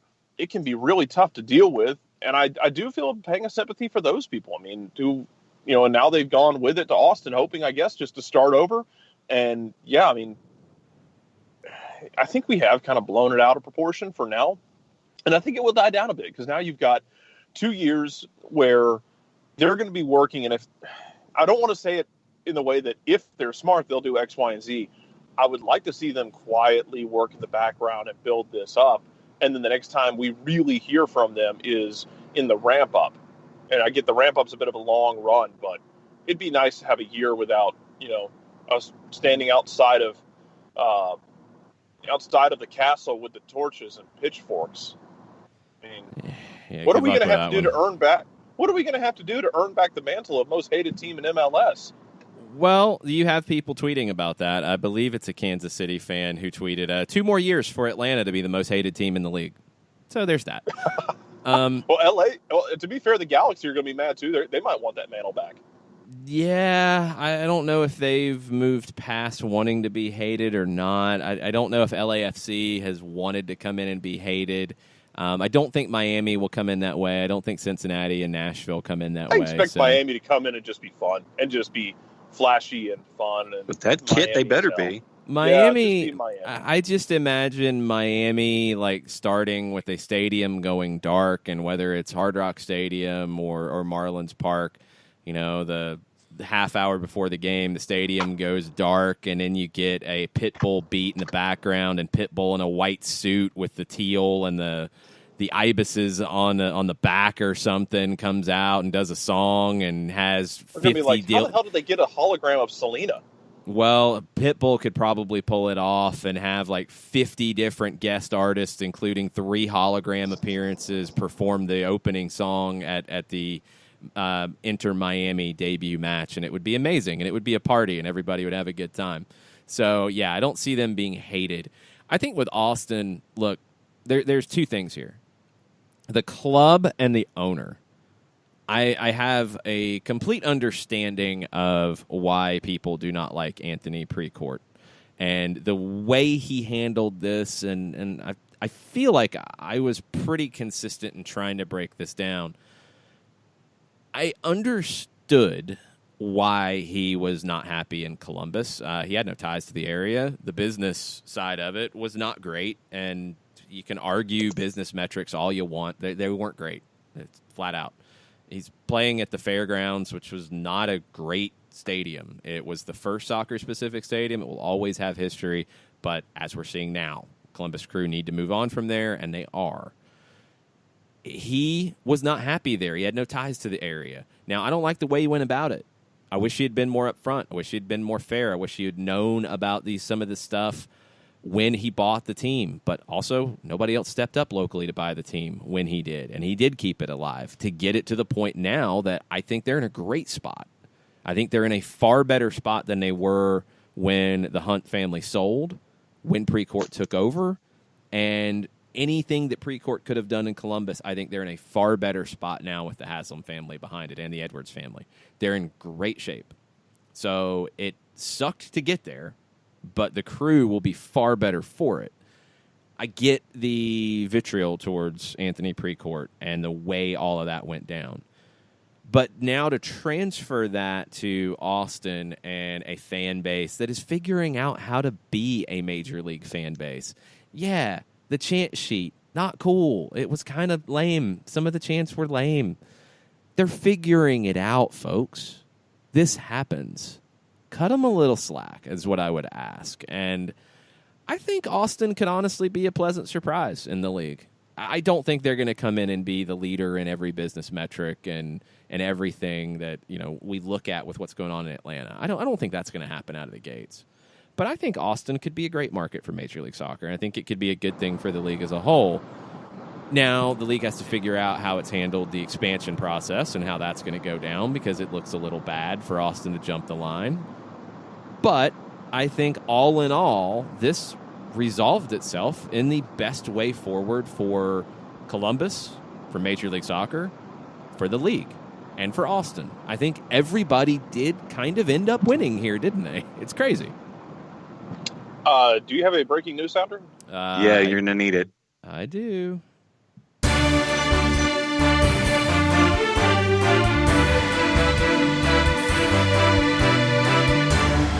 Breaking news presented to you by Jarrett Smith.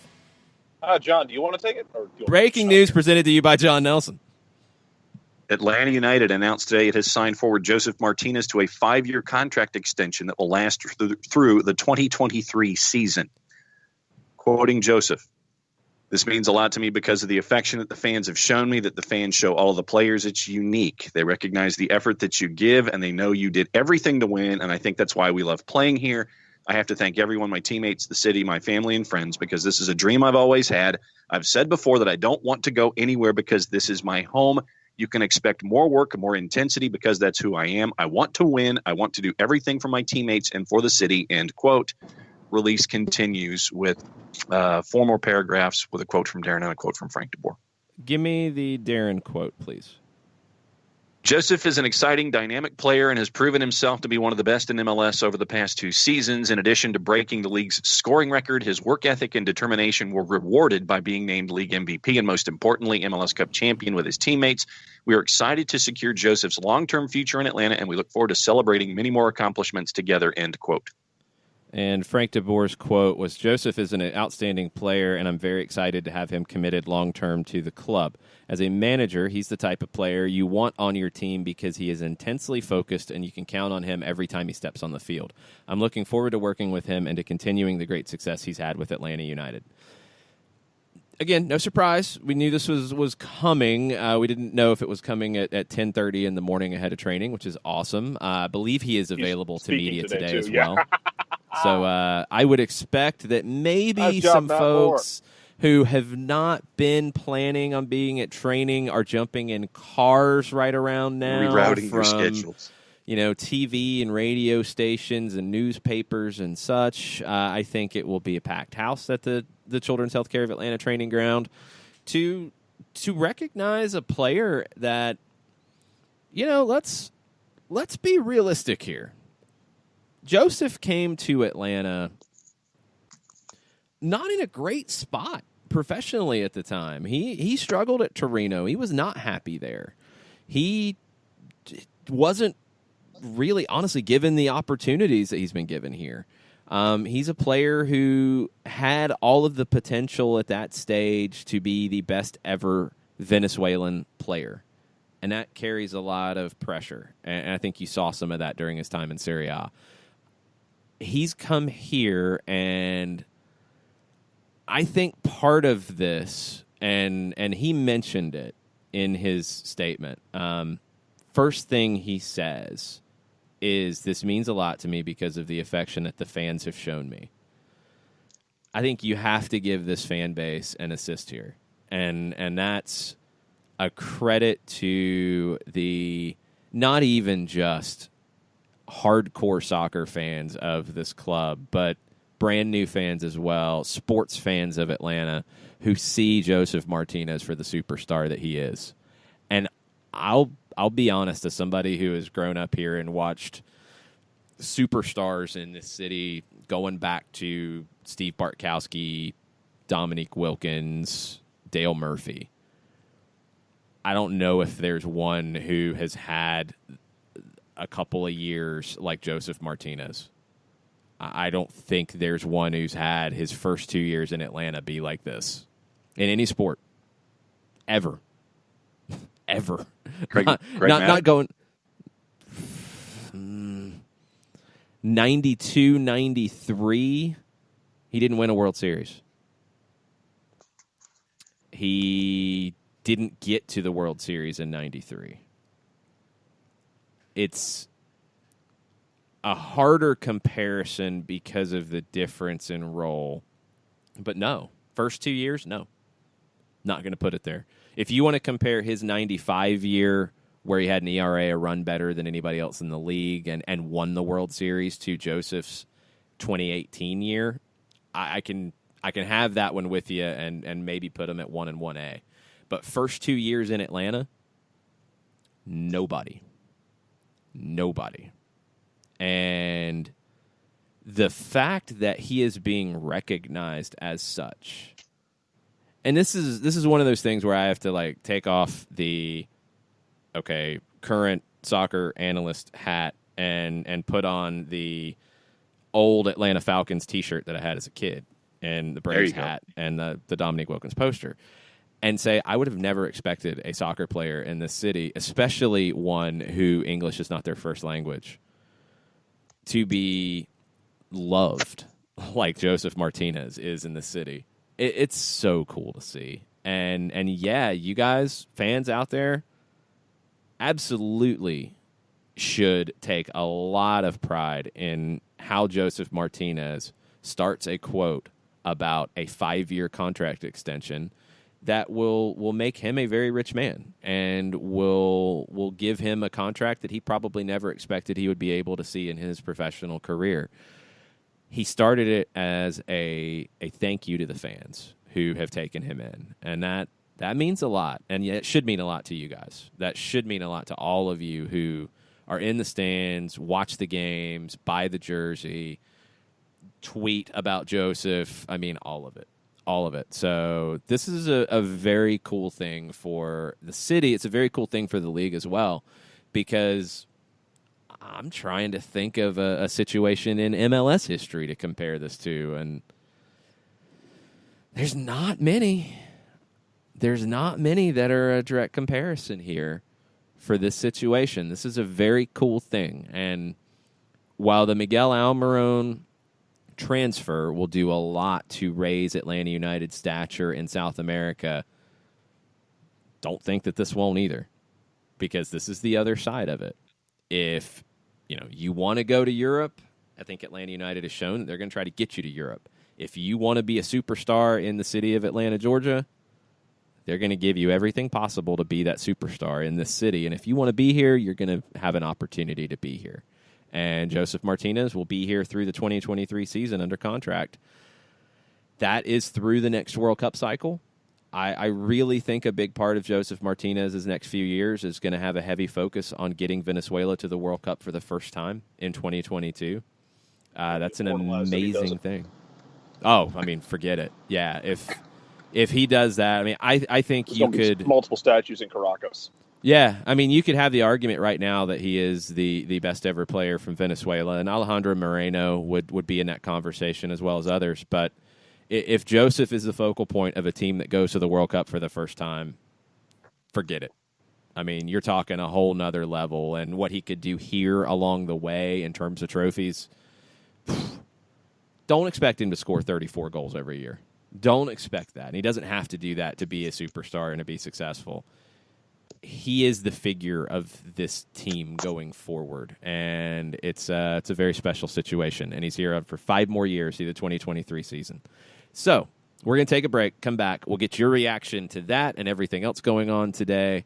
Stay with us. We'll be right back. Sweet strawberry icing.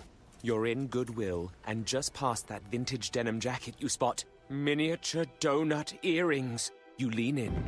Ah, that's the scent of shopping success. Because at Goodwill, every item you buy funds local job training and more. So bring home those donut earrings and bring home so much good to your community. Goodwill. Bring good home. Brought to you by Goodwill and the Ad Council. Soccer Down Here is sponsored by Appolinsky & Associates, LLC, personal injury lawyers with over 30 years of experience. Call Steve Appolinsky at 518-350-4231 or email him at steve@aa-legal.com if you need help with a wrongful death or serious injury matter. Steve Umpolinski is rated one of the top 100 trial attorneys in Georgia, recognized as legal elite by Georgia Trend magazine for being one of the most effective lawyers in Georgia. Hamilton was adopted from a rescue in 2008. He really likes to be around people. I get out my mat and I'm doing a downward dog and he's underneath. He's quite the pug about town. He gets invited to a lot of parties. He knows he's a pretty big deal. Look at this little face. How could you not love him? Hamilton the Pug, Instagram star and shelter pet. Amazing adoption stories start in shelters. Visit theshelterpetproject.org to find a pet near you. Brought to you by Maddie's Fund, the Humane Society of the United States, and the Ad Council. As a business owner, you know that every year brings new challenges and opportunities. The success of your business demands expertise and focus. And Country Financial can help you keep that focus by helping ensure you have the right insurance protection in place to meet your goals. Jason Wright can help you create a customized insurance plan that has coverages designed just for your business. Give Jason a call at 678-568-6871 or reach him on Facebook at Jason Wright Agency. Coverages vary by state. Policies issued by Country Mutual Insurance Company, Bloomington, Illinois.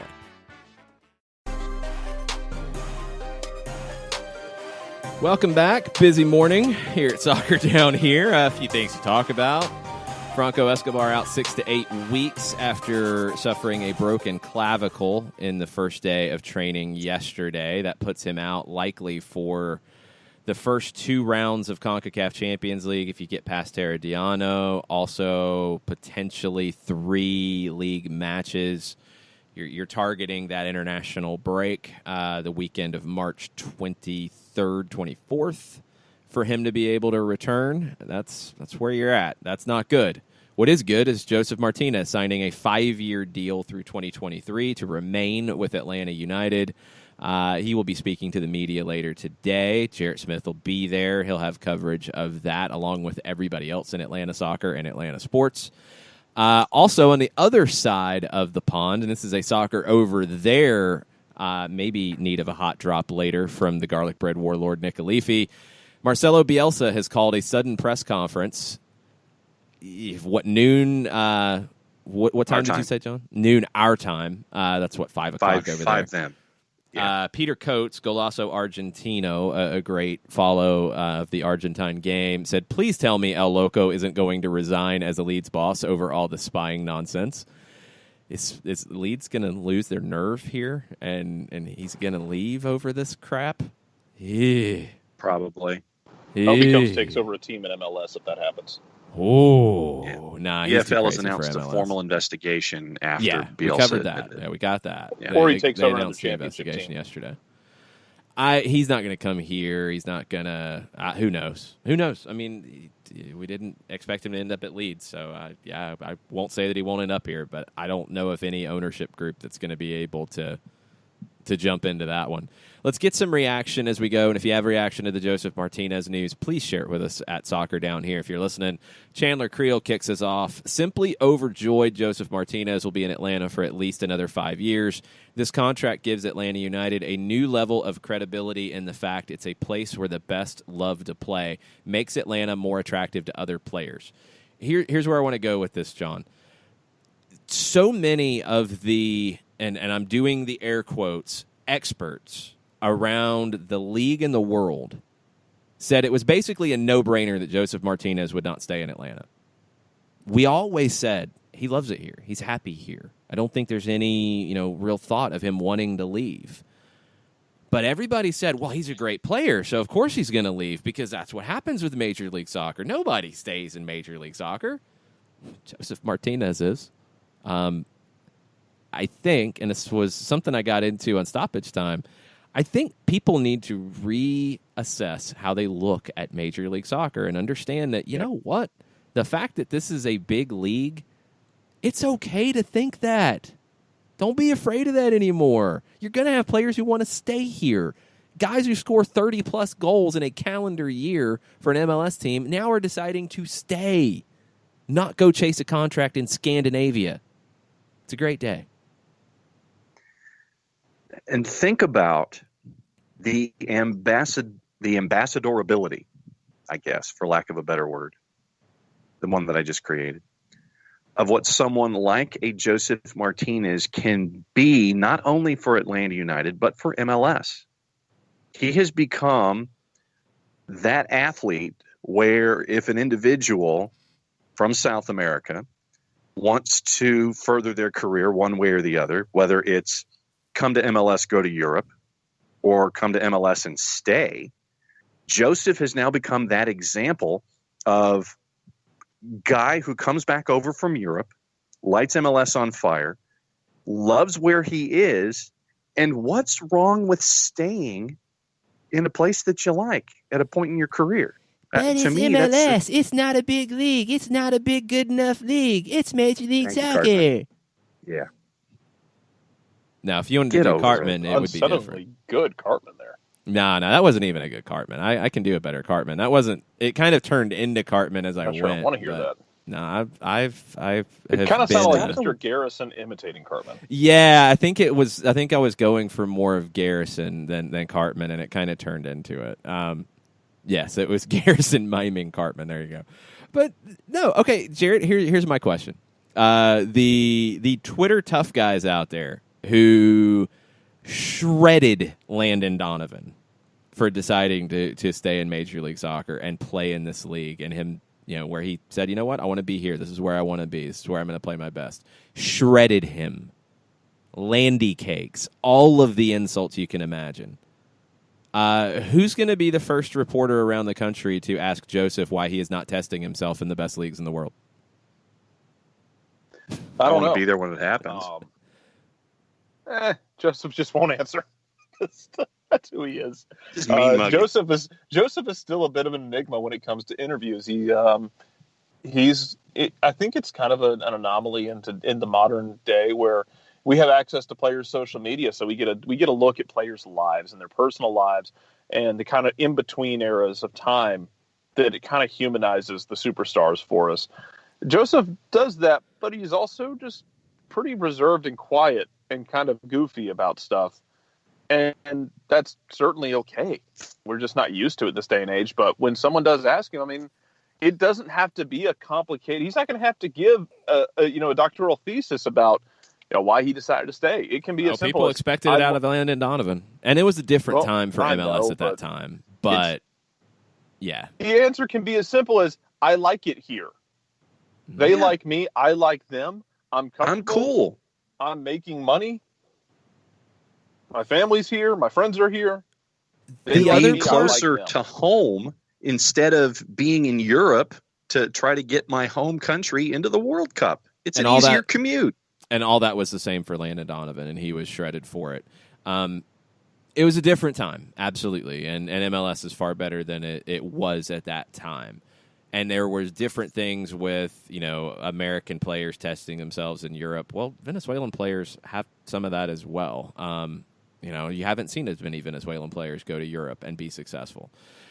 It's a funny thing to look at because I think the league, and I always go back to it, and I had a chance to reference it with Darren this week, and that video's out over at 92.9 The Game.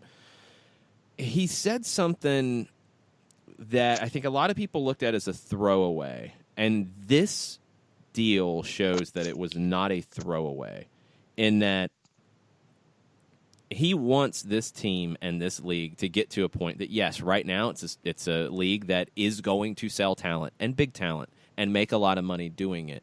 But you also want this league to be a league that players decide to stay in. I asked him how close that was to happening, and I think you're still going to see both for a while. But this deal shows that that's a lot closer than people think. And if you want to go and chase a deal with a second-tier team in Europe, more power to you. But you can also stay here and be successful and be a superstar in your city. Maybe Atlanta's the only place that can happen. I don't know. But Joseph Martinez is looked at by the sports fans of Atlanta, Georgia, as one of the biggest stars in the city. Period. It's Joseph, it's Julio Jones, it's Matt Ryan, it's Freddie Freeman, it's Ronald Acuna. There's not really a hawk there right now. Trae Young maybe will get there. John Collins. I mean, they're rebuilding. John Collins is a problem. John Collins as a player could be there. I think Trey has a little more personality in that regard. Also, Redhead Redemption, Kevin Herter. It's great players, but superstars in the city, Joseph is right there with the biggest. And there's no real immediate reason to have to leave. He's good. He's happy here. It's a league that is testing him, and I think the thing that was never really given enough credence when it came to Landon Donovan, and I hope we'll get the credence here with Joseph Martinez, is both of them, by deciding to stay and play in this league, are playing the best soccer of their career. Flat out. Why do you want to mess with that? Why do you want to change that when you're having the best run of your career right now? It's a cool thing, and I'm fascinated to see what the national media has to say. I can't wait to see what the responses are to this, and I want to see who jumps first at Joseph Martinez doesn't want to test himself. I'm waiting to see who's going to go down that road first. Let's take a break, come back, and finish everything up. I'm sure there will be a little bit of stoppage time because there's lots of stuff happening all at once. Stay with us. We'll be right back. The average time a resume spends on an HR manager's desk is 7 seconds, and most of them are tossed aside. Now imagine if one of those resumes belonged to Yasmin, who was living in a shelter, juggling 3 jobs. I had to be resilient. That's something that you can't teach. We rely so much on a resume, yet it could never tell the full story of someone who had to be independent and take initiative. And that's how I handle every project I get. Discover new ways to develop great talent at gradsoflife.org. Brought to you by Grads of Life and the Ad Council. We know that every driver is different, and a one-size policy does not fit all. That's why Country Financial offers a variety of discounts, so you get the coverage you need and the savings you deserve. From good driver to good student, multi-policy to multi-car, we've got a discount to suit every driver. Call Jason Wright at 678-568-6871 today to see what you could save. On Facebook at Jason Wright Agency, or by phone at 678-568-6871. Discounts vary by state. Policies issued by Country Mutual Insurance Company, Country Preferred Insurance Company, or Country Casualty Insurance Company, Bloomington, Illinois. Hey, hon, what you doing with your phone? Taking pictures? No, I'm asking it questions. Like what? Hey, Bobo, do flowers have best friends? I'm sorry. I'm afraid I don't know that. Hey, follow me. I want to show you something. Look, flowers do have best friends. Whoa. Some answers can only be found in nature. Discover the unsearchable. Visit discovertheforest.org to find a trail near you. Brought to you by the United States Forest Service and the Ad Council. Soccer Down Here is sponsored by Apolinski & Associates, LLC, personal injury lawyers with over 30 years of experience. Call Steve Apolinski at 518-350-4231 or email him at steve@aa-legal.com if you need help with a wrongful death or serious injury matter. Steve Apolinski is rated one of the top 100 trial attorneys in Georgia, recognized as legal elite by Georgia Trend magazine for being one of the most effective lawyers in Georgia.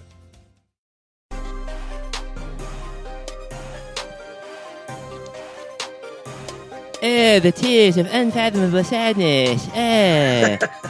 There's your Cartman impression, y'all. I don't know what happened with the other one. It kind of morphed into it. We're back. Final segment, Soccer Down Here, January 16th edition. Joseph Martinez is going to be in Atlanta for 5 more years. That's pretty cool. Franco Escobar's out for 6 to 8 weeks. That is not cool. All kinds of stuff on the timeline right now. Let's try to hit some of it before we have to go. We'll be talking about a lot of this on Stoppage Time this afternoon as well. 2 o'clock, facebook.com/929thegame.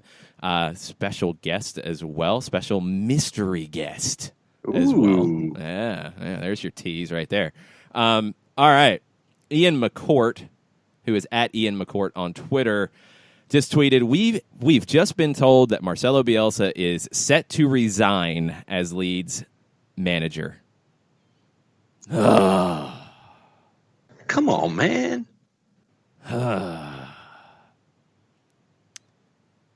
This is going to be interesting. Frank Lampard felt that Marcelo Bielsa sending someone to try to watch their training was breaking the rules of fair play, I think is the way that Bielsa termed it. Bielsa took full responsibility.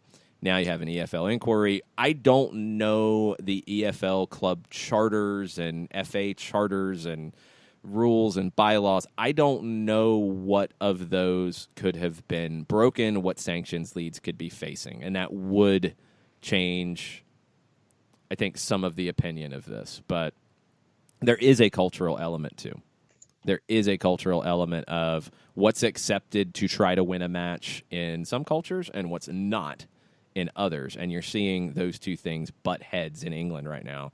And if Bielsa leaves Leeds, it's going to be a fascinating story the rest of the season for Leeds and their chances of going up, because I think they would have to take a significant hit if this is the case.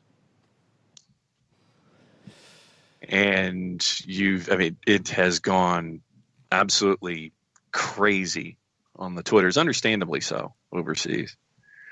And, why? I'm still stuck on Frank Lampard. It's like, okay, this is who this individual is. This is what he's done. And what was the quote saying that Bielsa said that, I'm not going to act like a child and say that I'm not going to do it again because I would do it again, or I'm paraphrasing, but roughly, yeah. It's been a part of his framework, and he's not the only one that does it. This Go is to just South America and have fun, guys. Yeah. Go take your fair play credo to South America and have fun. See how that goes.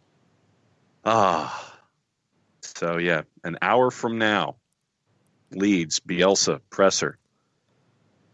Exactly. Maybe a little bit more than an hour from now. Joseph Martinez, media availability at the Children's Healthcare of Atlanta training ground. Jarrett will be live streaming that on the 92.9 The Game Twitter account when that happens. So go ahead and stay tuned there.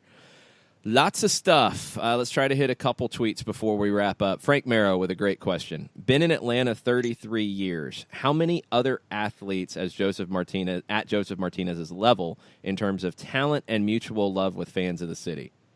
Dale Murphy, Chipper Jones, maybe Smoltz, maybe Dominique. Chipper is there for sure. Yeah. I think Murph would be there. Atlanta was a different place then, a very different place, a lot smaller. But Glavin, Dale Smoltz. Murphy. Who? Smoltz? Glavin and Smoltz. Glavin was not beloved in the city. You know that. Because that's part of this. It's not especially just after the great first inning player. of most games. It just wasn't. And Maddox probably wasn't the same way either. I mean, and that's not a knock on Greg Maddox, who was one of the greatest pitchers of all time, but personality-wise, it wasn't as engaging. I think Smoltz was probably the most beloved of the big three from the pitching staff, but I think Chipper is probably the brave that was most beloved by the city as a whole. Dominique would be that guy for the Hawks for sure, and I think in his heyday, he was that guy. Him and Murphy ran the city in the 80s. They were the guys. Matt Ryan, Julio Jones are probably in that conversation, but you also have a lot of people who don't like Matt Ryan and think that he's a bad fit and shouldn't be here, and I wonder who they would have in place of him. But anyway, Julio, I think, is probably beyond all that. Even with the contract stuff this past offseason, there wasn't really a lot of anger towards Julio Jones. So Chipper would be the one that would be the closest. I think Murphy and Dominique in a different time for the city, but they would be there for their time. Julio Jones would be there right now, more so than Ryan, more so than anybody else right now, more so than Freddie Freeman right now. Ronald Acuna could be there right with Joseph as time goes on. Would not surprise me a bit. And how crazy is it that Venezuela's taking over Atlanta with Ender Inciarte as well? It's pretty cool. Hey, bring it. Yeah, gotta love it. It's a cool situation. But yeah, Joseph has the potential to be on that, as that figurehead of Atlanta sports, not just Atlanta soccer, Atlanta sports. He is at that level as a player from a performance standpoint, but also in terms of love from the fan base and from the city. He's right there. And I think maybe more so than anybody else currently, he's that guy. It's a pretty cool situation to see. Couple of responses about Columbus and Austin real quick as we were getting into that, and then Joseph Martinez news broke. Josh Eisenberg says, as a non-Columbus fan, I couldn't care less about Austin. I don't blame Precourt either. It was literally in his purchase contract with MLS to move to Austin 5 years before he was allowed to relocate anywhere else. It was there. We didn't know it was there until recently, but I get why we didn't know that. I understand it. I get Columbus fans having the anger towards Precourt, and Columbus versus Austin in 2021 will be a blast to watch. Mm-hmm. I think the outcry everywhere else is a little much, but I do understand it. I think now we can move on from it. I just hope that the anger towards Precourt for the way he handled it, and I think he handled it badly. I don't blame him for wanting to leave, but the way he handled it was very bad. And honestly, from things I've heard from people who worked in the Columbus front office as all this was starting to come out, it was rough. It wasn't handled well, even with employees, and that's why you did see quite a few leave. It was bad. Bad situation all the way around. It could have been handled a lot better. It could have been a little more above board, but it was a tricky situation from an ownership standpoint. What I hope is that the anger towards Precourt is not merged in with anger towards soccer fans in Austin who have nothing to apologize for. That's what I don't like about this. They are fans of a team that is now in the city. What, they shouldn't be a fan of the team in their city? They shouldn't go? They shouldn't buy the shirt because Anthony Precourt handled things badly in Columbus? So Austin fans who have wanted a Major League Soccer team should not support it because of that? Come on, really? Really? Let's not do that.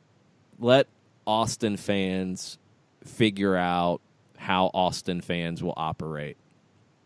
Remember the gatekeeping that was going on in the postseason from a very small minority of Portland Timbers fans about, well, this isn't authentic. Well, they had music playing in the stadium, and, well, this is plastic, and all that stuff that we've heard here for quite a while. Let Austin figure out what Austin is and give them a chance to do that. That's what I hope here anyway, because I think Austin can be a good addition for the league. I really do. But let's not go at their fan base so hard right now. I think that's a little unfair. Well, and in looking at the local media and their coverage of the press conference yesterday, you had fans who were being interviewed who haven't had the opportunity to hitch their wagon to a professional sports team in Austin for any reason. And those individuals... Yeah, and I mean, they're looking forward to that opportunity to sit there and say, hey, this is a pro sports team, and it's in my city. And so that kind of excitement and grassroots love and appreciation for what is happening, that's what I'm looking forward to seeing the most as it grows over this next couple of years. Cut them some slack on their song list, please. I mean, how many of the original chants from any supporters group anywhere in the country survive? You're figuring it out as you go. It's okay. Nobody's perfect. Nobody is super authentic, perfect soccer fan straight out of the box. It doesn't happen because that's not how it's supposed to be. I don't know. I think Austin's going to end up being good. I want to see how the league handles the expansion from here on out. And we did tease Charlotte. There's a reason for that. Carolina Panthers owner David Tepper was speaking at a media availability yesterday. Jordan Rodrigue on Twitter, who covers the Panthers specifically, tweeted that Tepper seems confident that Major League Soccer will come to Charlotte. Team president Tom Glick is in constant talks with the league about the process. So don't rule Charlotte out just yet. And when Tepper came in with the Panthers, he's talked soccer pretty much from day one, and I could easily see soccer being part of we want to build a new stadium in downtown Charlotte for the Panthers and a Major League Soccer team. This is how we're going to sell it. So I could easily see that happening. And Tepper has already looked at property in and around current Bank of America, and they're already looking at how to reconfigure things. And but that's more from a training perspective, right? Are they looking at redoing or building a new stadium at that site? I thought they were looking at other sites for a stadium. I think right now they're looking at that adjacent property for training to help out both the Panthers and MLS, but they're going to reconfigure Bank of America and would need some real estate around where the stadium currently is. So it would be a combination of things. Well, don't be surprised if reconfiguring Bank of America becomes building a new stadium, because it does happen. It could happen here. We'll see. I don't know the particulars of Bank of America and what needs to be upgraded and what doesn't and where it stands. It's worked as a pretty good venue for International Champions Cup. You've seen good crowds there for matches. I think Charlotte could absolutely support Major League Soccer, so stay tuned. The other expansion bit real quick is Miami. They have plans to launch their full academy this summer, and they would be the first team outside of Atlanta United to do that. Paul McDonough is there. I think he saw the benefits of launching that academy early, and not just with one team or two teams, but launching the whole thing. And that's what they're working on, and they're working on building those connections in a very fertile soccer area of player development in South Florida. They're also interviewing managers currently, and specifically in Europe, according to the article in the Miami Herald, and they'd like to have a manager in place by the summer. I would think they'd like to have a manager in place as early in that summer window as possible, because they could be doing some business there. You could make a big signing in the summer and loan them out for 6 months and have them with you from day one. We'll see if Inter Miami goes down that road. Lots of other things to get to, and we're going to have to do it tomorrow on a Thursday Thoughts edition. USL, lots of nuggets from a great interview from Jake Edwards, league president, with Grant Wall. The biggest one, and we mentioned it Monday night, is that expansion fees are going for $7 million right now. That's a huge growth in recent years. NWSL news, Amanda Duffy is now the league's president. She has been in a director of operations, kind of interim commissioner role. I'm assuming that doing this means that the president is essentially the commissioner. You're not going to have both. I don't know why the terminology is what it is. It is what it is. From the press release from the NWSL, Duffy was a driving influence with the launch of NWSL Media, the commercial arm of the NWSL, as well as with the development of the historic partnership between the league and A&E Networks. That's Lifetime.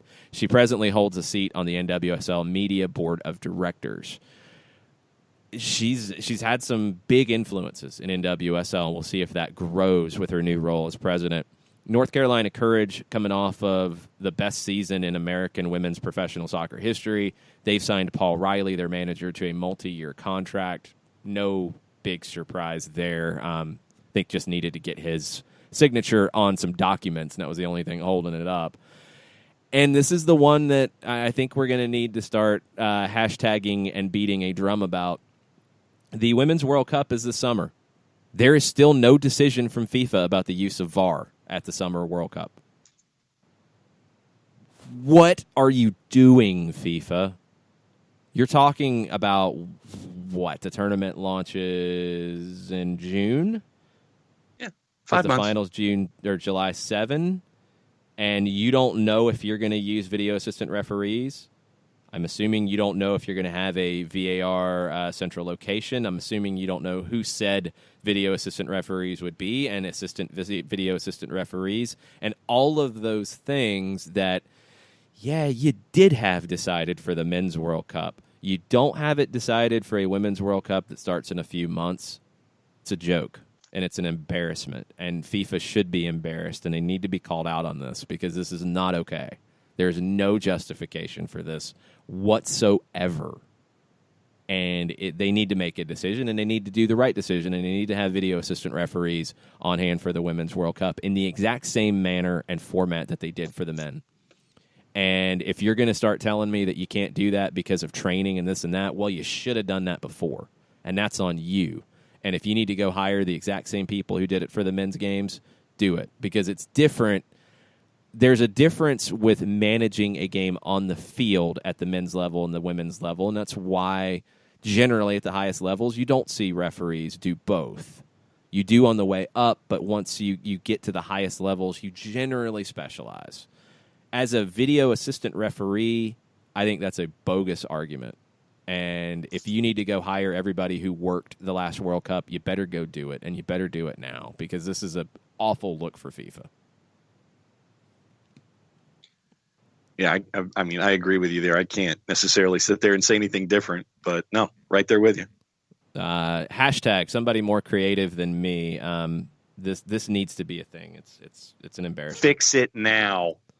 Well, we need to somebody who can have a hashtag that explains it and can encapsulate it. Please do so, and we will share it, because this is something FIFA should have decided a year ago, and you're a few months away and you don't know yet. So that's a bummer, and it's not right, and it needs to change, and hopefully it will. So we'll see what happens. We'll see what happens the rest of the day in the Atlanta United world. Stoppage time at 2 o'clock, facebook.com/929thegame. We'll be there for that.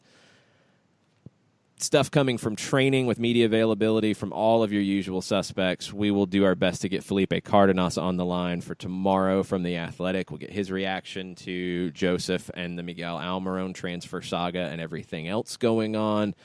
Hopefully you'll be with us as well. Thanks, everybody, for listening. Thanks for all the great questions on a Wall Pass Wednesday. Mucha plata, y'all. Chris Odoy Atsem from DC United's in remission from Hodgkin's lymphoma. Mucha plata, y'all.